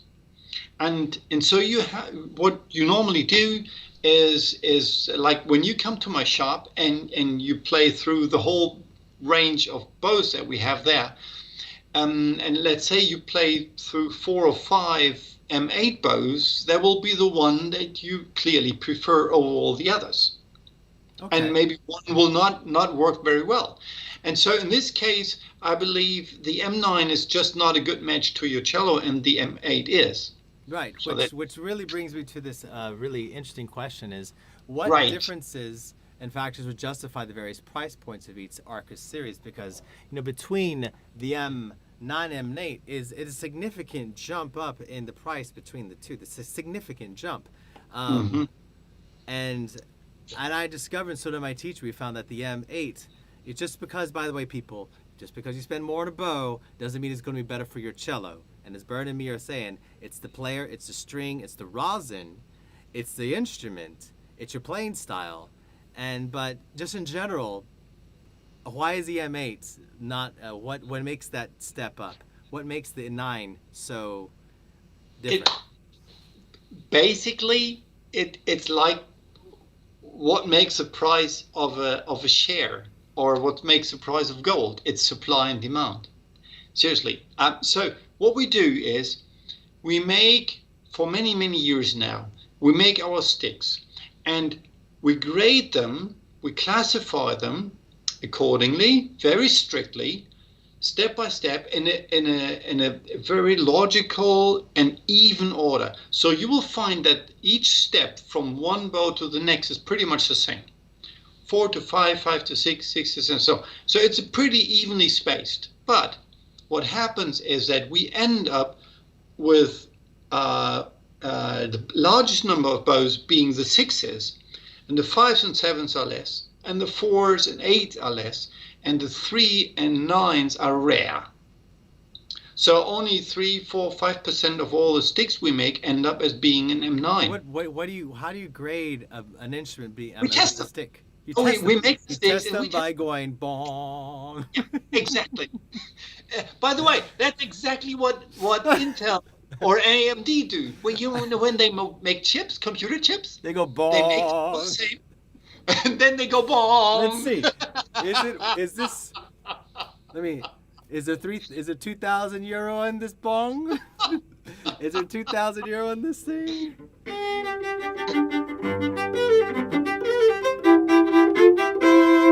It definitely is so much easier to play. That's the 9, and I'm going to go down to the 8. The one I prefer.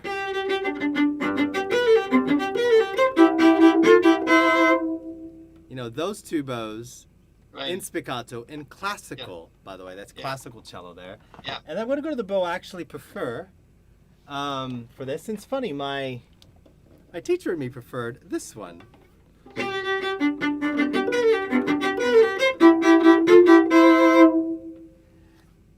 Because for staccato, we said it like sparkled a little bit.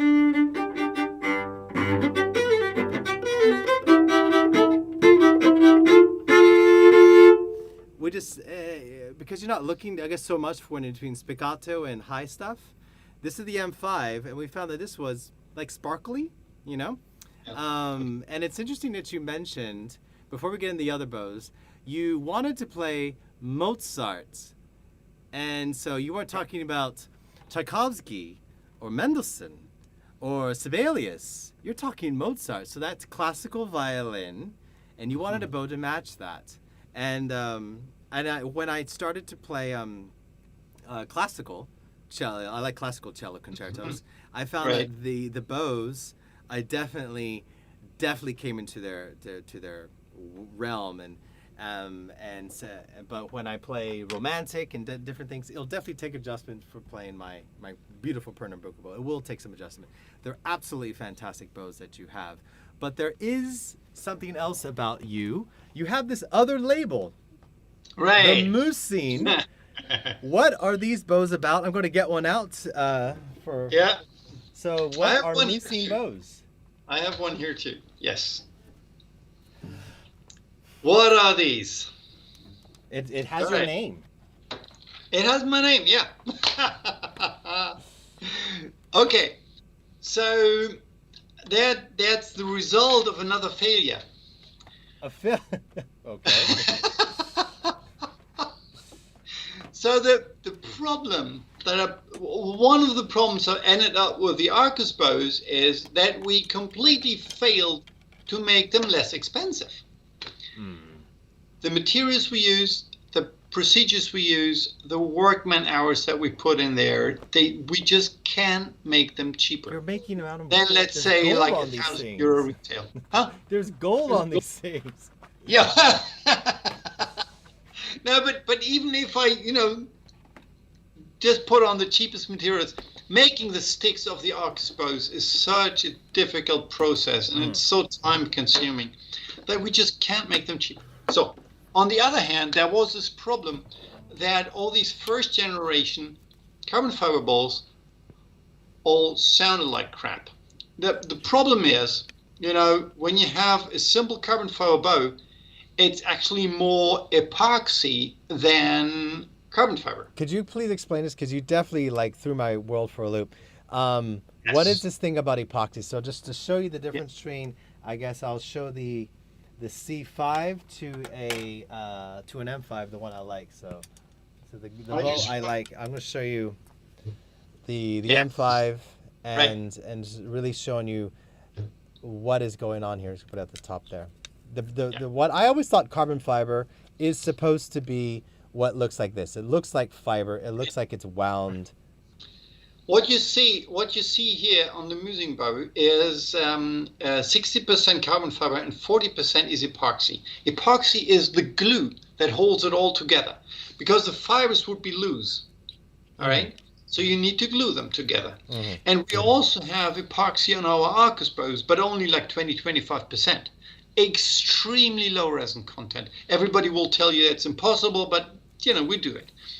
But on the MÜSING bow, we have a resin content of 40%, and with 40% resin and 60% carbon fiber, you end up with a sound that is very, very similar, if not identical, to Pernambuco. If you use more epoxy and less carbon, which makes it a lot easier to manufacture, you end up with a sound that is like a piece of plastic. Ooh. Pretty, it's the damping is way too high. So, before we started making our bows, I actually bought me an early Coda bow. I bought me a Rigetti bow. I bought a Carbo from France back in the day, and some others, and Glassers, and they varied in their playing quality, but they were all pretty uniform in not sounding good. So their sound was certainly below my Pernambuco bow. And so with the ARCUS bow, we managed to bring out bows that sound at least as good as wooden bows and play better and all that, but they're very expensive to make. But now there's millions of players out there who cannot afford an ARCUS bow. And anyways, we can't make millions of ARCUS bows because they are so labor intense and so difficult to make. So the question was, can we make bows that are less expensive but still at least as good as any wood bow? Mm-hmm. And I racked my brain for several years, and then this new technology comes around, and what you see here, not at the tip, but if you go down the shaft, what you see there is a round woven, three-dimensional woven carbon fiber. It's got no seam or anything, so it's a seamless woven carbon fiber tube. All right? And not all bows are like that? No. Really? They're made from sheets cut up and wound up and whatnot. Really? So this is completely unique and a completely new process. It's never been attempted before. And then what we do is we inject the resin and then press it hard and heat it up. So it's a completely different process from our ARCUS bows. And we end up with this very, very particular looks and performance. And then the next thing is, when I design the ARCUS bows regarding its camber, its stiffness, its weight distribution, and all that, is I intend to give them the best possible power, playability, so it's like a race car. Now with the MÜSING bows, I'm working in a completely different direction. What I try here is to offer a bow with the most natural and easy playing, because playing a string instrument can be quite a hassle. It is very, very demanding. So for students and for amateurs, I thought, okay, let's try to invent a bow design that makes playing easier than any bow before. And that's I believe what we've done here. You've definitely you definitely said something. I always thought the carbon fiber, like, they all look like this. So No. I'm very ignorant when it comes to. I mean, of course, there's different I guess there's different qualities. If you take a closer look, you'll find it is quite different. I'll definitely look at that. Which brings me to my next question, is going to be coming up right here. Right here. What do you? It looks different. You explained as to why it looks different, because there's just more resin in it, right? There's more resin. It's wound. It's woven. Yeah. Woven. It's woven. It's woven completely. It's all woven. The whole stuff. It's seamless. And so if it's woven, then right. This is just what, pressed? This is This is just laid along. Oh. This is just laid out fibers. Okay, laid out as opposed to woven. Right. And so this has how much resin? About 40%. 40% resin. 60% is carbon fiber. And this one? This is on like 20-25. 20 to 25%. And it's the same number level of resin all the way up to all the series M5 and 9, all of them? Okay. Yeah. So that's what makes your bows unique. Are your bows the only ones on the market that has such a low resin content? Yes. Okay. And it's true for both. Also for the MÜSING bow. It's lower resin than your competitors. Yes. Right. Like the first generation carbon bows, they're like 60% resin and only like 40% is fibers. Interesting. Which brings me to, which is better, Coda or MÜSING? Now, Coda, if you know Coda bows out there, you're allowed to say your opinion of anything. You're allowed to say your opinion, but Coda is like when you think of a carbon fiber bow, they've done very good in sort of making their name as part of, like, at least in the U.S., very much synonymous with carbon fiber. You think carbon fiber, you think Coda bow, especially for people that are first getting into this world. They've Right. done a great job of exposure and marketing and getting into so many luthiers. You basically found a Coda bow everywhere. That's like Right. we're getting, by the way, we're getting above the level of like Chinese grade carbon fiber. There are Chinese, and if you ever buy a carbon fiber bow, I want you to answer two questions, little bewares, buyer beware. Is at what point should you not buy a carbon fiber bow? That's first, if you could answer that. And second, is your bow better than Coda? Like, certainly, because you go, oh, I found a bow that was 200 euros or like 100 euros or 50 or carbon fiber. You know, I think my friend Edgar said that you go to Beijing and they have a Pernambuco bow, and it's a fiberglass bow with a sticker around it that looks like wood. Yeah. And I've seen carbon fiber bows that are wrapped in a carbon fiber look, you know? Right.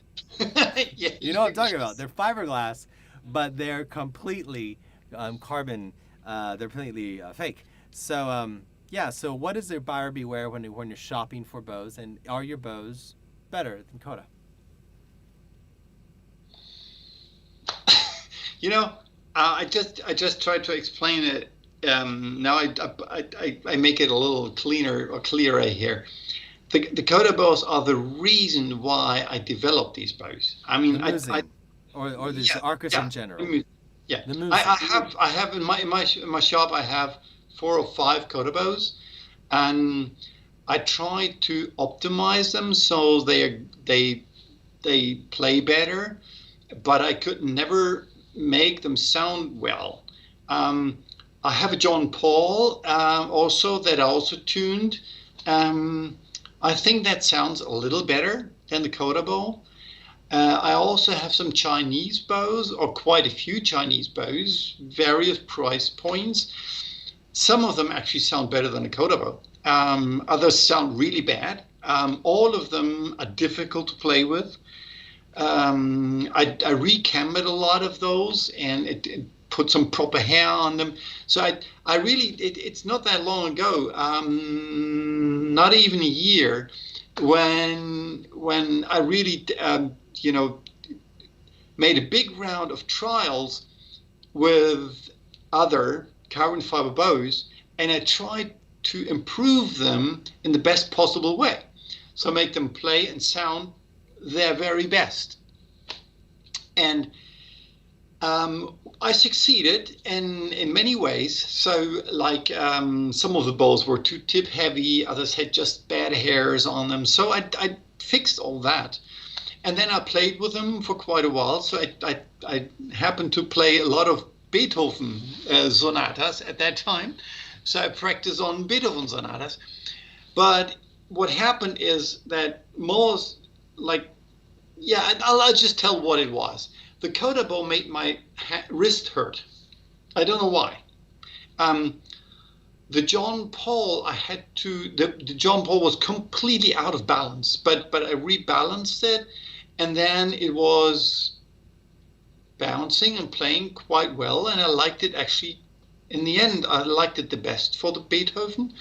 None of the Chinese bows I could make into a decent playing bow. I completely failed on that one. They were, I cut up some of those Chinese bows, and when you look inside, what you see there is really ugly. I mean, it's really bad. All carbon bows are hollow in some way. Ours are not the only hollow ones. Also, the Coda bow is hollow. It doesn't have a core. They say they have an acoustic core. It's just not true. They're hollow. And also, the John Paul is hollow. The only bow that's not hollow is the braided Glasser that has some foam core in it. Foam. Well, anyways, so we cut up a lot of bows and looked inside, and actually most what we found also when you cut up a Coda bow, you see pockets of resin on the inside, and all kinds of materials that are put in there only to make it faster to produce. And now, if you cut open an ARCUS bow or a MÜSING bow, what you see inside is nothing. There's no pockets of resin. There's no extra materials, whatever. It's air. It's the carbon fiber shaft and it's air, and that's it. And to make that, making them look good from the outside is the easy part. Making them look good from the inside, that's a difficult one. That's definitely the engineer in you right there. But that's what, but that is, you can ask any luthier. An instrument may look good from the outside. If it's not beautiful from the inside, it's not a good instrument. You open up a valuable instrument like your cello or some great old Italian instrument, they're all beautifully made from the inside. Yes, it is. It's true. Seriously, it's very very beautiful. Edgar makes beautiful instruments. I've seen him go step by step on some of these, and you're absolutely right about the quality, the care that goes inside of a quality instrument. You're absolutely right. Yeah.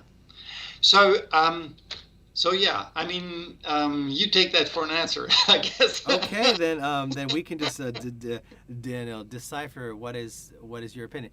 Now, I know that you watched our blind test. We had a blind test Friday. I want to know your thoughts on our blind test results. So, for those of you who didn't see, my teacher and I were here together. He was playing my cello and his cello, and we were testing out all the bows, the full range of bows, and we found out there are certain bows. So what were your thoughts on that? You saw the video. What are your thoughts? It was very nice to see. You ended up liking that M8 the best, I believe, on both instruments. The M8 and the M5. The M5 was we settled on two different. So this one here, the M5, and the M8. Again, this was like the sparkle bow. And the M8 was that. So did you see the very end when we just tested it and they had some certain words? See, I want you what do you think about those words that he used to describe his, because what happened, just to give you context, those of you who haven't seen the video, my teacher has two amazing bows, his Schmitz and another bow, which I don't remember the name. And so one is like his everyday bow, and one of is like his power bow. It's like his bow doing the Brahms, the Mahler, like the concerto sort of stuff. He says it's a great bow, but it gets him tired. Then he's got the bow he does all the time. So what I did is I took the M8, M9, my Pernambuco bow, and his two Pernambuco bows. It was 3 against 2. It was unfair. So two of your best bows in my possession with his two bows, Pernambuco bows, and of course my bow, and I just randomly gave it to him for a different. He played some spiccato, he played some high music, some low notes on his cello and my cello, and he ended up on unanimously choosing. Number 5 was his Schmitz, his very nice bow. He did not like it at all on my cello. His 9,000 euro cello bow, he didn't like it at all. And so we got to get to the comments, question in the comments section shortly. And then the 5th bow he liked and chose for my cello was the second last was. So the Schmitz was number 5. Number 4 on the top 5 was your M9. Number 3 was my Pernambuco bow, but a very close number 3. Number 2 was, this is him playing my bow, because number 2 was the M8, and the number 1 bow on both cellos, with on my cello was his everyday Pernambuco bow. Now he switched to his cello, and then he was unanimous. The 3 Pernambuco bows outranked your 2 carbon fiber bows. So he used words like he's like, when I handed my bow to him, the hand of the M8, he's like, I like them both.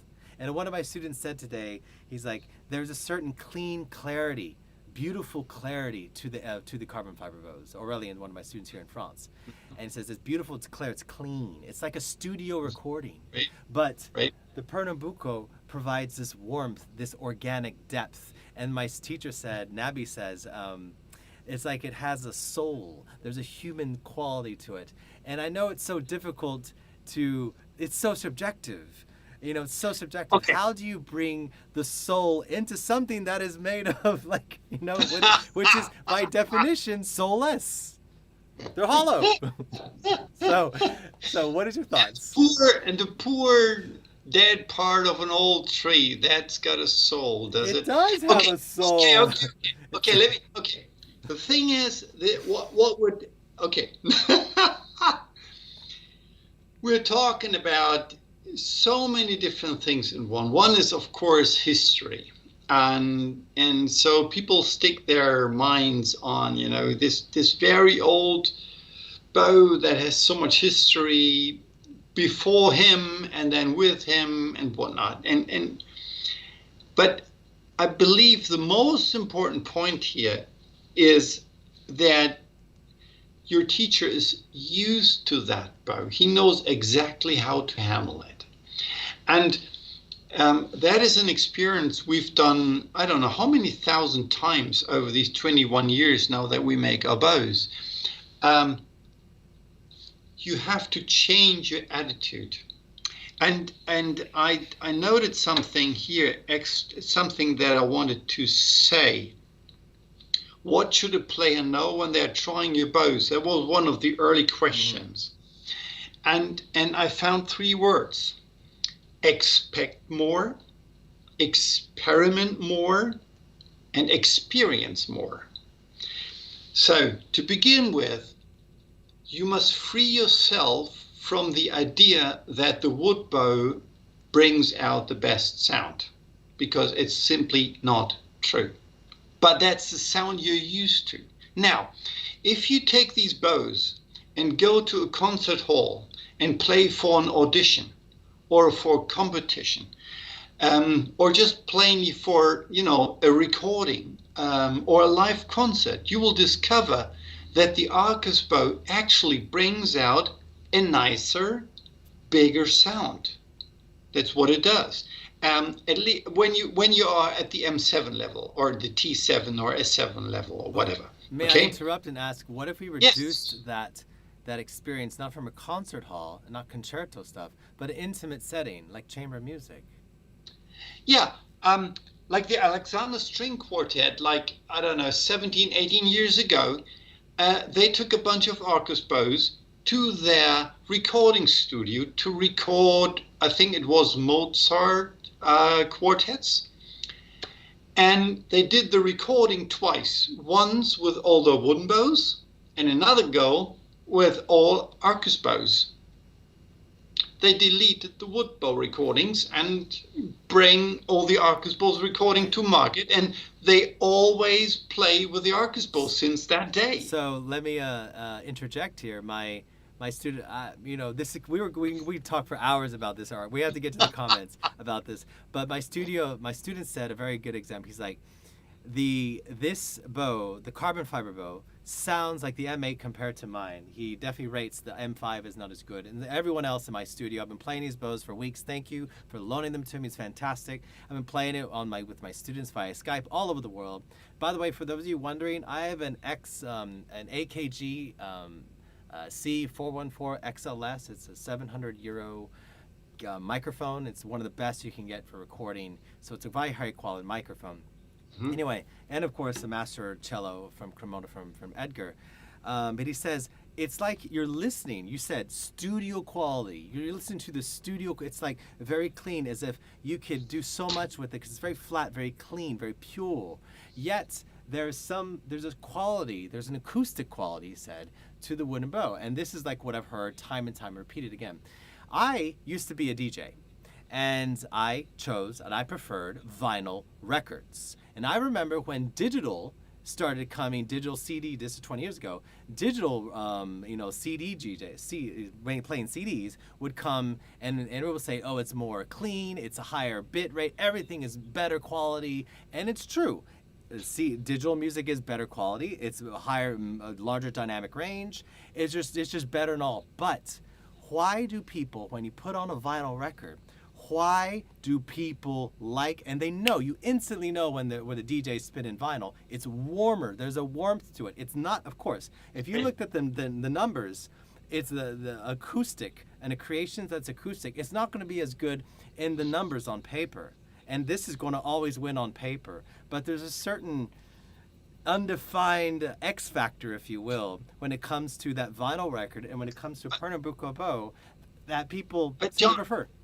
But Jonathan, look, this is exactly what I'm trying to explain, because that is exactly the opposite from what is happening here. What the ARCUS bows do is they bring out resonances in your instruments that a wooden bow suppresses. Okay.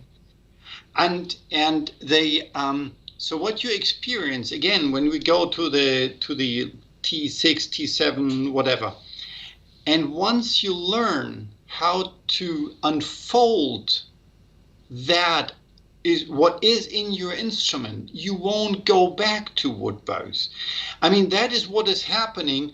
I mean, over these 21 years, we have sold something like 12,000 or so, I believe, ARCUS bows, and the majority of them to professional players.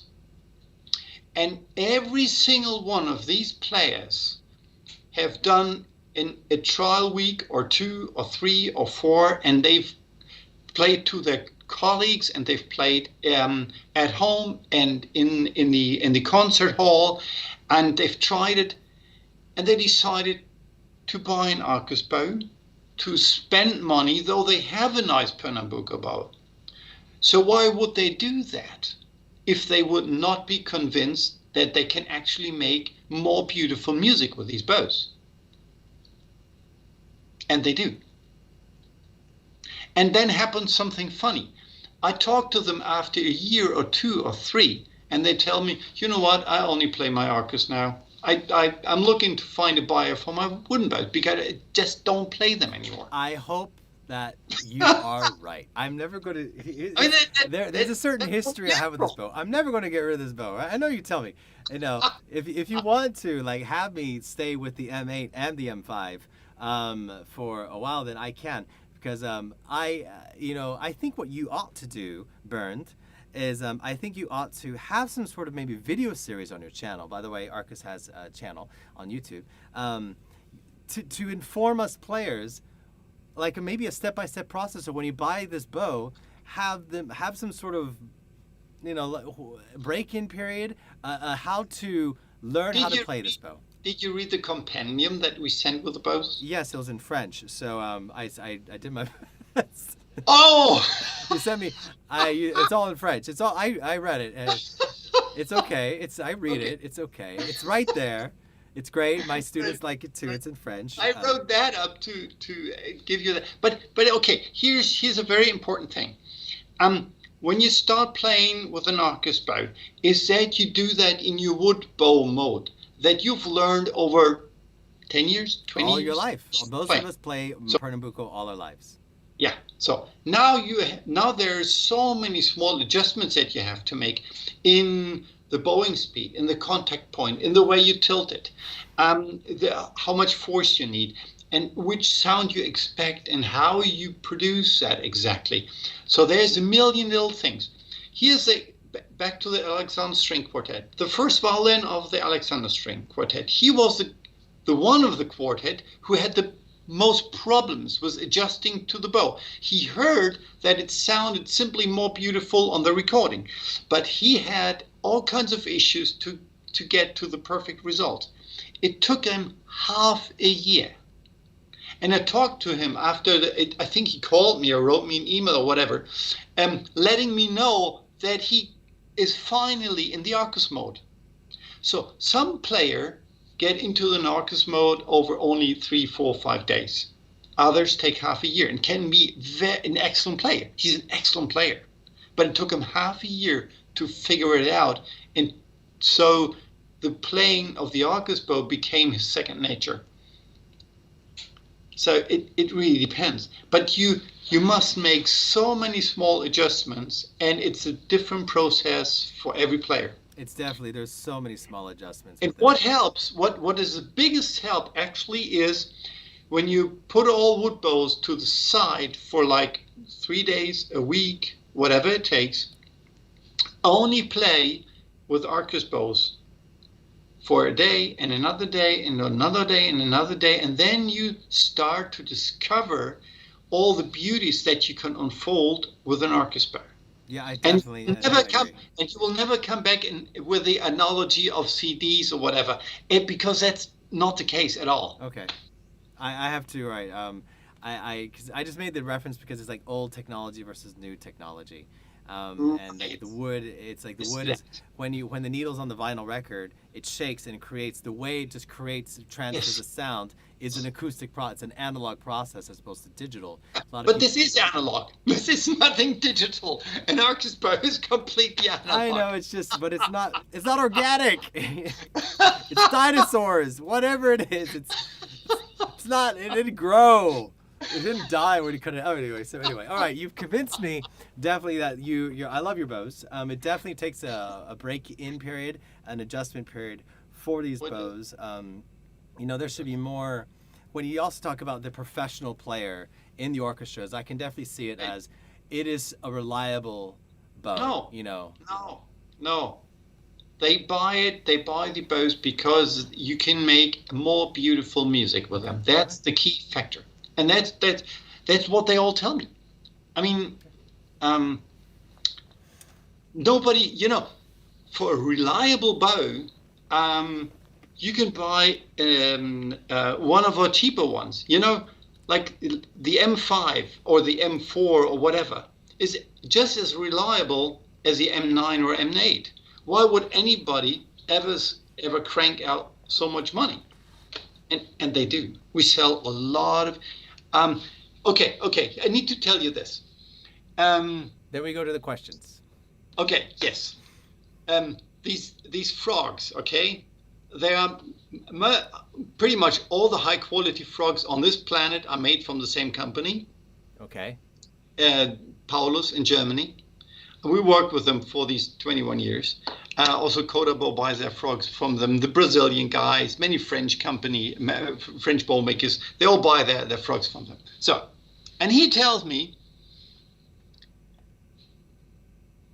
we buy as many gold frogs from him like all his other customers combined. Okay. Nobody's selling near as many high-end bows as we do, and that's not counting in all the silver bows that we do. So we do have a lot of success with professional bows and their choice for high-end bows. On the other hand, there's a million high professional players out there, and we've made only like 12,000 bows by now. So it'll take us another generation of bow makers, so 30, 40, 50 years until you see them everywhere. It's just a long race. I love the fact that you are a true pioneer. I had the joy of speaking to Ned Steinberger earlier this year, and now I have this joy of speaking with you. I definitely consider you a pioneer in this world. It's great to put faces and stories behind these wonderful things. And again, when I first discovered your bow back in 2008, it was a bow I'd never seen before, and it was like everyone's like, and it came from a professional there in the in Silicon Valley Symphony. So yes, it's good stuff. So if you don't mind, I'd like to get to some of these questions. If we get any questions. We already answered the question about what bicycle brand you worked for. So there you have it. Any more questions? By the way, Edgar. Hello, Edgar. He was on. Oh, hey. Edgar from Cremona is here. Another question. Would you change the design for a violin or viola with octave strings? And if so, in which ways? Or maybe that's it for Edgar right there. Cool. And so Nabby logged in and says, congratulations on making very high quality bows. Thank you. He loves the M5, and he does. He loved the M8 and the M5 too. We found that to be... I would actually, for Nabby and his larger, darker sounding cello would need some T and S bows. Yeah. He immediately liked the T bow on his cello. Yeah. He liked it. He's like... He should try some, but also, he should try some T7, T8 bows. That would be a lovely match. And you said the M8 was the ultimate companion to my cello. Very nice. It's very, very nice like that. But the T, much better. Is there much sound difference between the sound of a 4/4 cellos versus, I think that's one for Edgar, What do you think of John Paul hybrid carbon fiber in Pernambuco? There's a question from Lee Mason. Thanks, Lee, for asking. Right. What is a hybrid carbon fiber in Pernambuco? What is that? I'm not sure. Yeah, they do Pernambuco bows. They make all kinds of bows. Is it a hybrid of carbon fiber in Pernambuco? Or did you ever heard of these bows by John Paul? Oh, All right, all right. no, no. What's your- Maybe that's one of the Chinese sticks that they use. I don't know. So yeah, I guess the question is there carbon fiber and Pernambuco hybrids in general? Do you know about these bows? Yeah, there is, and there has been quite a few, like from Finkel and some other makers. To me, it makes absolutely no sense at all. From an engineering standpoint, it's like a bad joke. It's like, yeah. Okay. Yeah. Right. Okay. Yeah, that was very interesting because, yeah, we're talking about full carbon fiber for full Pernambuco. I have a question before we go about the talon would you Snake. consider using a different material, Yes, of course. like not like other materials besides snakewood? Because they all seem to Yep. be that's nice as snakewood, but would you consider doing that? And would you also consider maybe opening up some sort of, I don't know, since you're spending, a good amount of coin on a bow, like have a configurator on your website where people can choose the metals and the frog and the different designs? See, that's the problem, because as I explained, every stick is different. Okay. Every stick feels and sounds different. So what I prefer to do is make bows, and then you try them out and identify the one you like. Okay. The other way around is really, really difficult. We've tried that. We've done that, and most times failed. Like every luthier can tell you, it's the same for instrument making. Making an instrument for a player is almost impossible. And the same is true with bows, I find. So I'd rather make many bows and you pick the one you like. Okay. Does everything he's saying about fractional bow sizes as well? Another one from Lee Mason. I noticed that you cannot get the most of advanced bows in fractional sizes. We do make fractional sizes. Yes, we do. Okay. Yeah, it's, 3/4, half size. We can do that. Yeah. Okay. That's like an extra. But so email me or contact us somehow, and yeah, they're not cheaper than the full-size bows, I have to say. One person, Robert, thank you for the comment, has an interesting comment. Says, seems like a sound engineer, you seem like a sound engineer when you talk about music sounds in a mix, and they EQ things out of clarity, so they get all the tracks balanced in their mix. I guess he's talking about, the way you're I definitely see the way. Do you think the way you approach bow making is too much like an engineer and not enough luthier? I mean, not enough architier? I mean, that's what I've said in the very beginning. My starting point was that being an amateur player. I mean, playing the instrument is for me still the key to everything. And I'm not a physician, physicist. What is the right word? Physicist. I'm not really interested in the science for the science. I'm only interested in finding better solutions to make playing easier, more natural, to what makes better sounds, whatever. Same is true for the craftsmanship. I like to, fool around with materials and I still screw drive my bicycles and my spokes and clean my chain. But it's in the end I do that because I want to go out riding, and the same is true with the violin and viola. I want to make more beautiful sounds and get my Beethoven sonatas done. That's what it's all about in the end, and everything else is just the work that you have to put in to get there. That's all.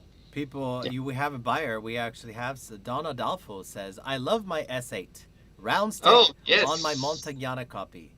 Can only recommend them." So we have one has already been converted. A good convert here. Another question from Robert has, when are you going to make the cello end pin information discussion?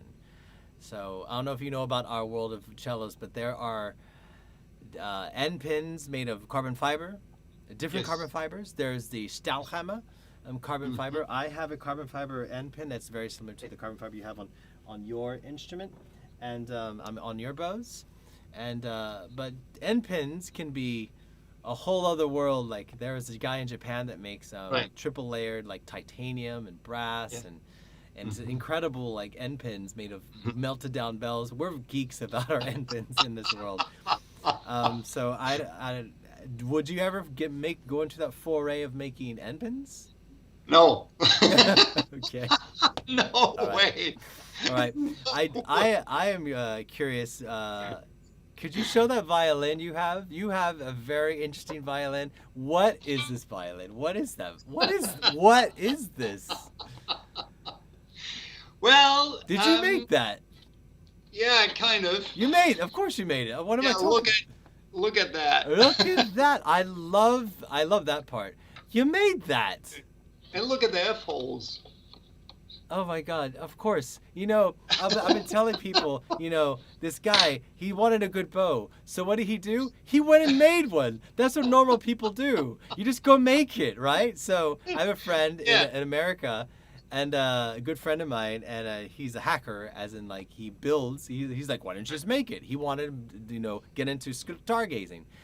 So what did he do? He started making his own mirror for his telescope. That's what normal people do. No, you just go buy it. So you made your violin. Yeah, we actually, together with a very, very good luthier friend of mine, Oliver Radke, he made them for me. Is that the only one in the world? I had to supply this. Is that the only one in the world like that? No, that's one of four. One of four? One of four. We made 4 violins. I sold one. I have one. One is being modified currently, and I have one more to sell. Could you show me more? So why did you go with that F-hole design? This is a cello channel, but this is still a violin. Why did you go with the F-hole design, and what is up with the little like round nubs, which I think is so cute, by the way? Yeah, when I started researching the bows, I understood that I also have to understand the instruments. Mm-hmm. And which means I need to fully understand the acoustics of the instrument. And I think I do. Don't tell that Edgar, because he won't like to hear that from the bow geek. But yeah, and so I designed bass bars and I designed F-holes. Like these F-holes have the same acoustic properties like the regular F-holes, only a little better. So do my bass bars and the outline of this instrument, which is like cleaned up. And of course, this head here is cool. Made for perfect tuning. I see you have your Wittner pegs on. I have the precision pegs. I will make a video about that. I am fully convinced. This is the future. Only thing is, it takes quite some time to wind the strings up when you change strings. Yes. Not with this. This is like on an electric guitar. You just turn around, pull it through, and you're done. So it takes half the time to restring these bows to the How often do you do that? It's not a big deal. What's important is the fine tuning, which you don't have fine tuners in yours. Yes, these are fine tuners. I know, but you don't have fine tuners down here, Yeah, right. I don't either. Right. So that is just especially for us, especially for us cello players, Would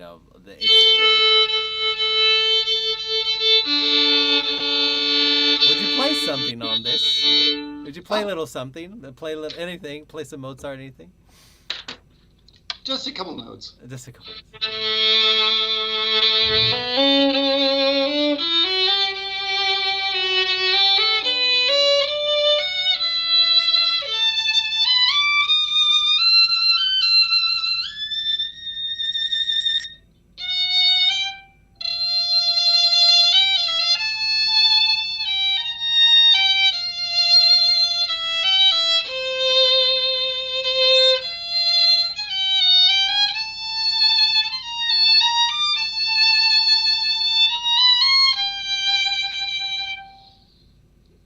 So yeah, it sounds like a violin.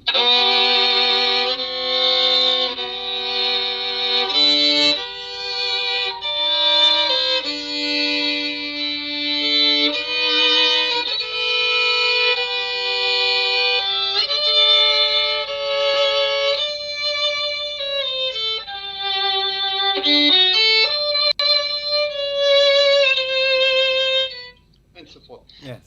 Romance. So yeah, I play it on my cello. It's a nice sounding fiddle. All right. You definitely that. So I think that's all the questions. Eventually, we'll do the unpin talk another day. So that's all the questions. You know, Bernd, it's been an absolute pleasure, a treat to speak with you. My pleasure. Thank you. Have these wonderful bows, and you know, with this time of you know, this is an interesting time. Just on a personal level, how has your company been doing? How have you been doing during this year? Surprisingly good, I have to say. We've had a difficult second quarter this year, but the summer was already pretty much back to normal, and we experienced a very robust demand for our bows, which is excellent.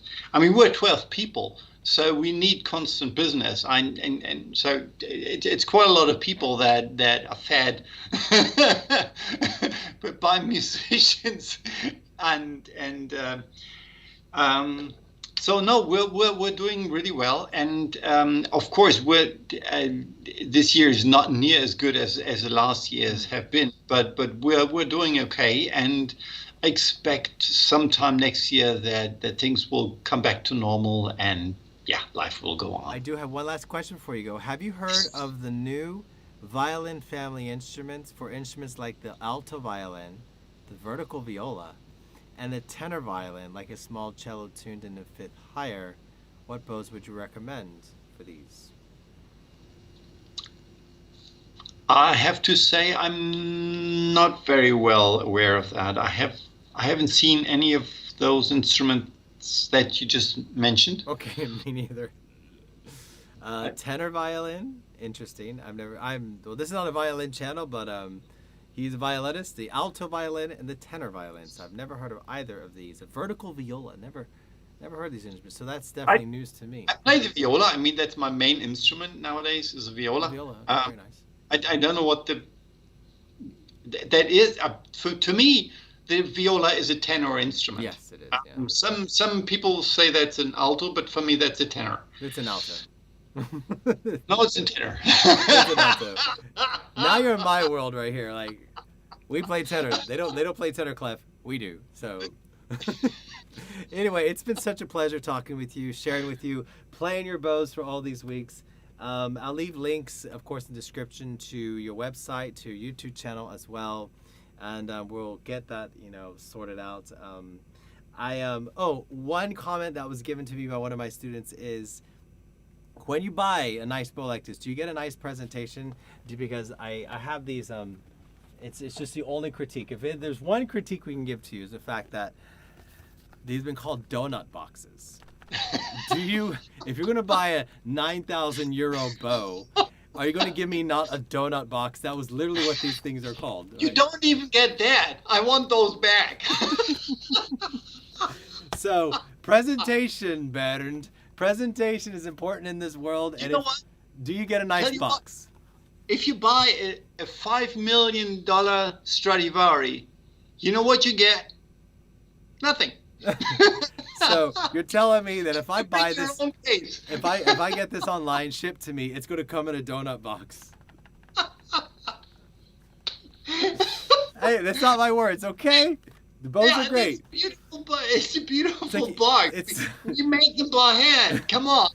You didn't print it. Like, I drew this by hand. No, you didn't. You had that printed. That's a donut box. It's like you have like a pizza box, right? Because like you have this really beautiful golden bow here. Oh, lovely. And then it comes in a box of donuts.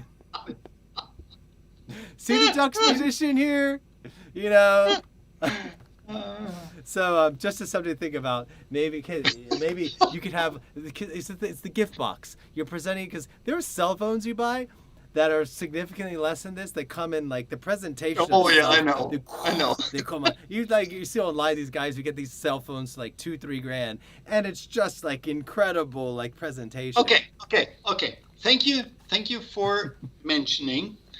You know, cell phones. If you look at the margins that are in that business, I don't know about that, but apparently pretty high. Oh, yeah.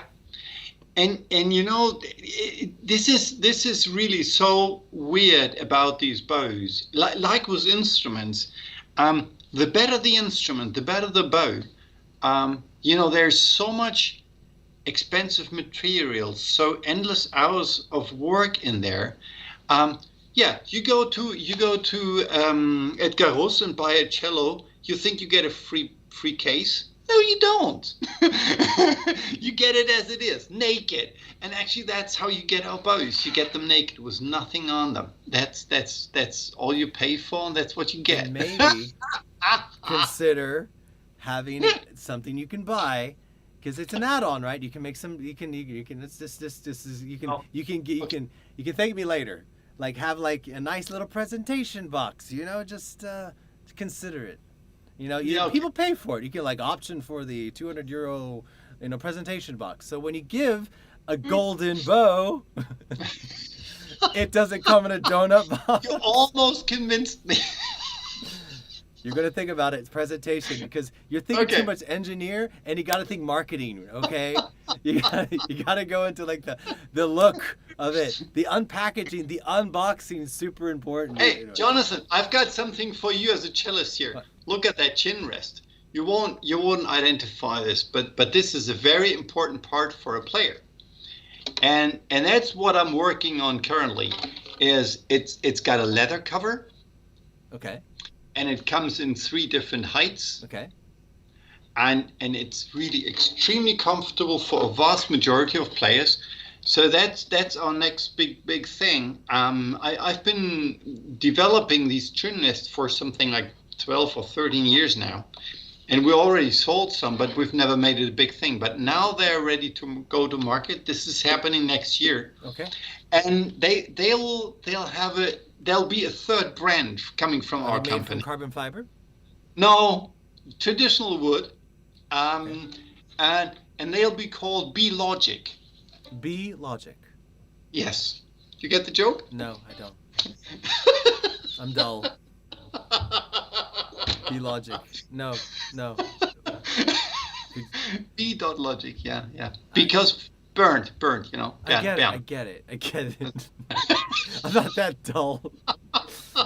It's 11 p.m. It's 11:30 over here in France, and we have one more question. Thanks to the interview. How does someone, very important question, how do we not cover this? How does someone try a MÜSING or ARCUS bow if they're not close to a dealer? That's question. And second, how do people buy your bows? In Europe, the EU, and worldwide, and of course, if they're not close to a dealer, then how would they try your bows? Well, see, that's where the beauty of these donut boxes comes in. We ship them in these boxes, and they're very robust. And so, yeah, we ship them all over the world every day. Okay. And some of our dealers do that service. Some of our distributors, international distributors, do that. So, yeah, bows can be shipped easily, no problem. Especially when it comes to ARCUS bows, carbon bows, because they don't break. And with wooden bows, it can be tricky to ship them, but yeah, these bows are, as you explained, very, very handy. The boxes are great, right? It makes me want to go get some pizza. Sorry, I call them pizza boxes. And so let's say you can ship it worldwide, but what if that you in the EU you can buy directly from you, but how about in the United States? A lot of viewers in the United States. How we have lots of dealers there. We have lots of dealers there, and we have a distributor. You go to our website, to the ARCUS-MÜSING website, and you find a whole list of dealers. So you find a load of US dealers, and if there's none near you, you contact our distributor, or you contact us directly, and we help you and guide you. You'll go through a distributor or dealer in the United States. Yeah. Okay. Oh, I did. So about the C4, the MÜSING C4, C5. So Yes. it's Uh-huh. just like on a blind test. It's Yes. not about how much money you spend. I have a student who plays an electric cello in Portland, Oregon, and she found that the C4 performed better than the C5 on her cello. She just Okay. preferred Yeah. it. Yeah. So there you go. You know. Yeah. Can be. And my teacher played the C4, C5. He also preferred the C4 over the C5. Yeah, and then the next player comes in or with a different cello, and then the C5 is the clear winner. It's subjective. I mean, this is such a subjective It is. world. It is subjective, and you always have. But let's say we take 3 or 4 C5s and 3 or 4 C4s, okay? And you try that on your cello. And then you bring them in the right order. Chances are that most of the C5s end up being the better ones and most of the C4s the lesser ones. So most probably a C4 will not be the winner. But they will be mixed. Not all C5s will be better than all C4s on that cello. So I guess what you're trying to tell me is when you are shopping for, let's say, a C series MÜSING bow, Right. it would behoove you to request more than one. Yeah, the more of the MÜSING or ARCUS bows you can get in your hands, the better. So Clearly. that would be a big question about demoing, because one of my students really wanted to demo your ARCUS bows, and the distributor just wasn't really into like releasing those many bows. How, if you're just a person online, how does a person go about it's different. You and me are different. Not everyone gets shipped 12 bows. It's a very special thing. But how would you be able to get like a box, like a good old donut box of at least 4 bows? Is there like something you have to do? Yeah, you need to talk to people and try to know. When you get it, when you talk to us and you're somewhere in Germany or somewhere in Europe, that's normally what we do. We send 4 bows. That's our and one of these fantastic high quality.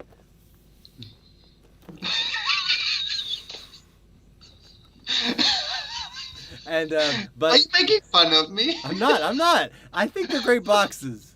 All right, I think they're sustainable, and just like one of the comments here from Don Adolfo, I prefer a donut box and a super good bow inside. Don't care about a costly case, which I will throw away. Hey, there you go. See, we're on the same page. That's my man. There's just other people on the planet who like presentation. There's a good number of dealers where when you talk to them, they will be happy to send you 2, 3, 4, 5, 6 bows, whatever. If you come over as a reliable or a good customer, if you have a relationship, of course, if some weird guy calls up a violin shop somewhere in the other part of the world and calls them, hey, would you please ship me a box of bows for $20,000 free of charge and with no security or anything, that guy will say, yeah, sure. Yeah, maybe you want that Stradivari too.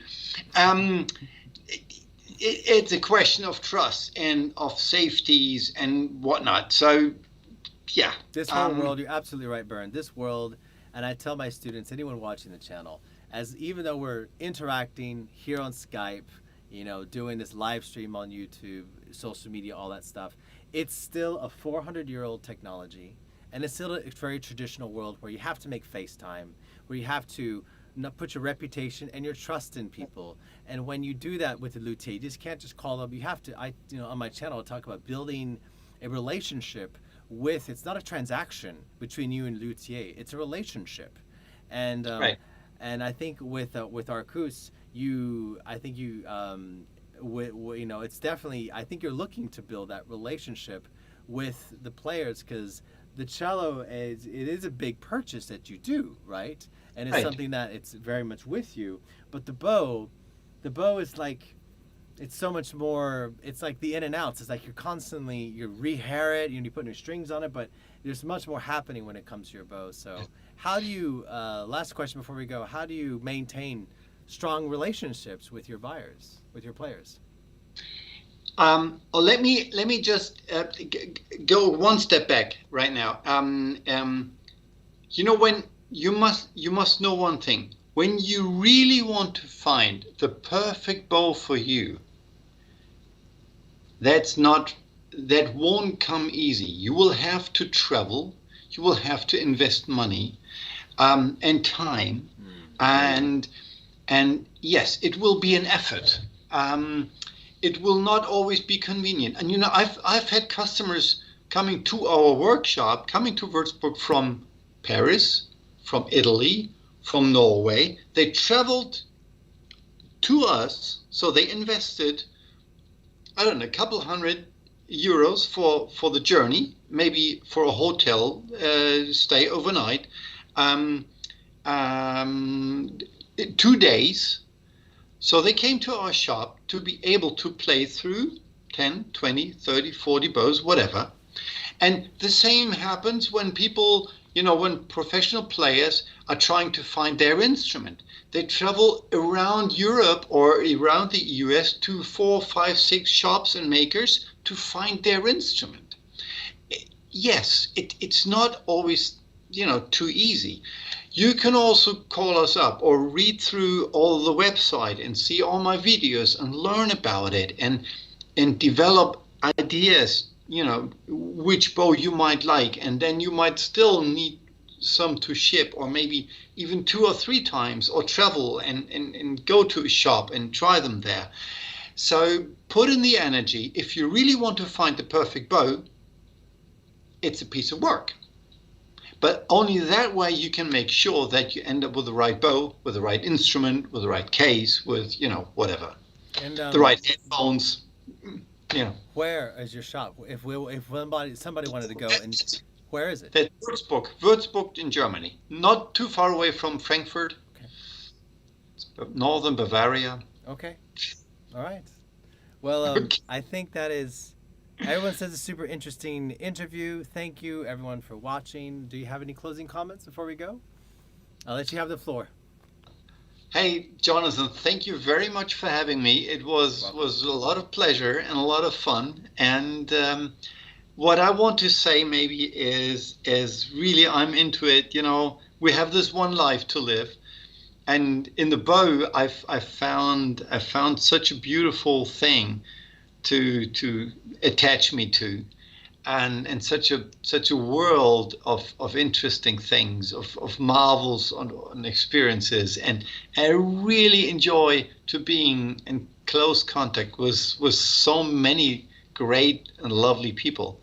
Like you see, appear to be one of them. In the beginning, I was a little critical. The first contact was not so easy, but then we met the first time on Skype, and it turned out you're a great guy, and it was so much fun now, and it's really a pleasure working in this industry, and with luthiers like Edgar Rust, for example, and many others. And with so many great players, and having music every day around me, it's fantastic. It is a blessing. I'd love to do it. Well, thank you so much for sharing your time with me. Thank you, Jonathan. Have a wonderful night. Everything you do, God bless, and hopefully ARCUS and MÜSING bows really continue to take off and really change our opinion about carbon fiber. You've changed mine. So. Okay, thank you very much, Jonathan. You're welcome. Okay. Bye-bye. Bye.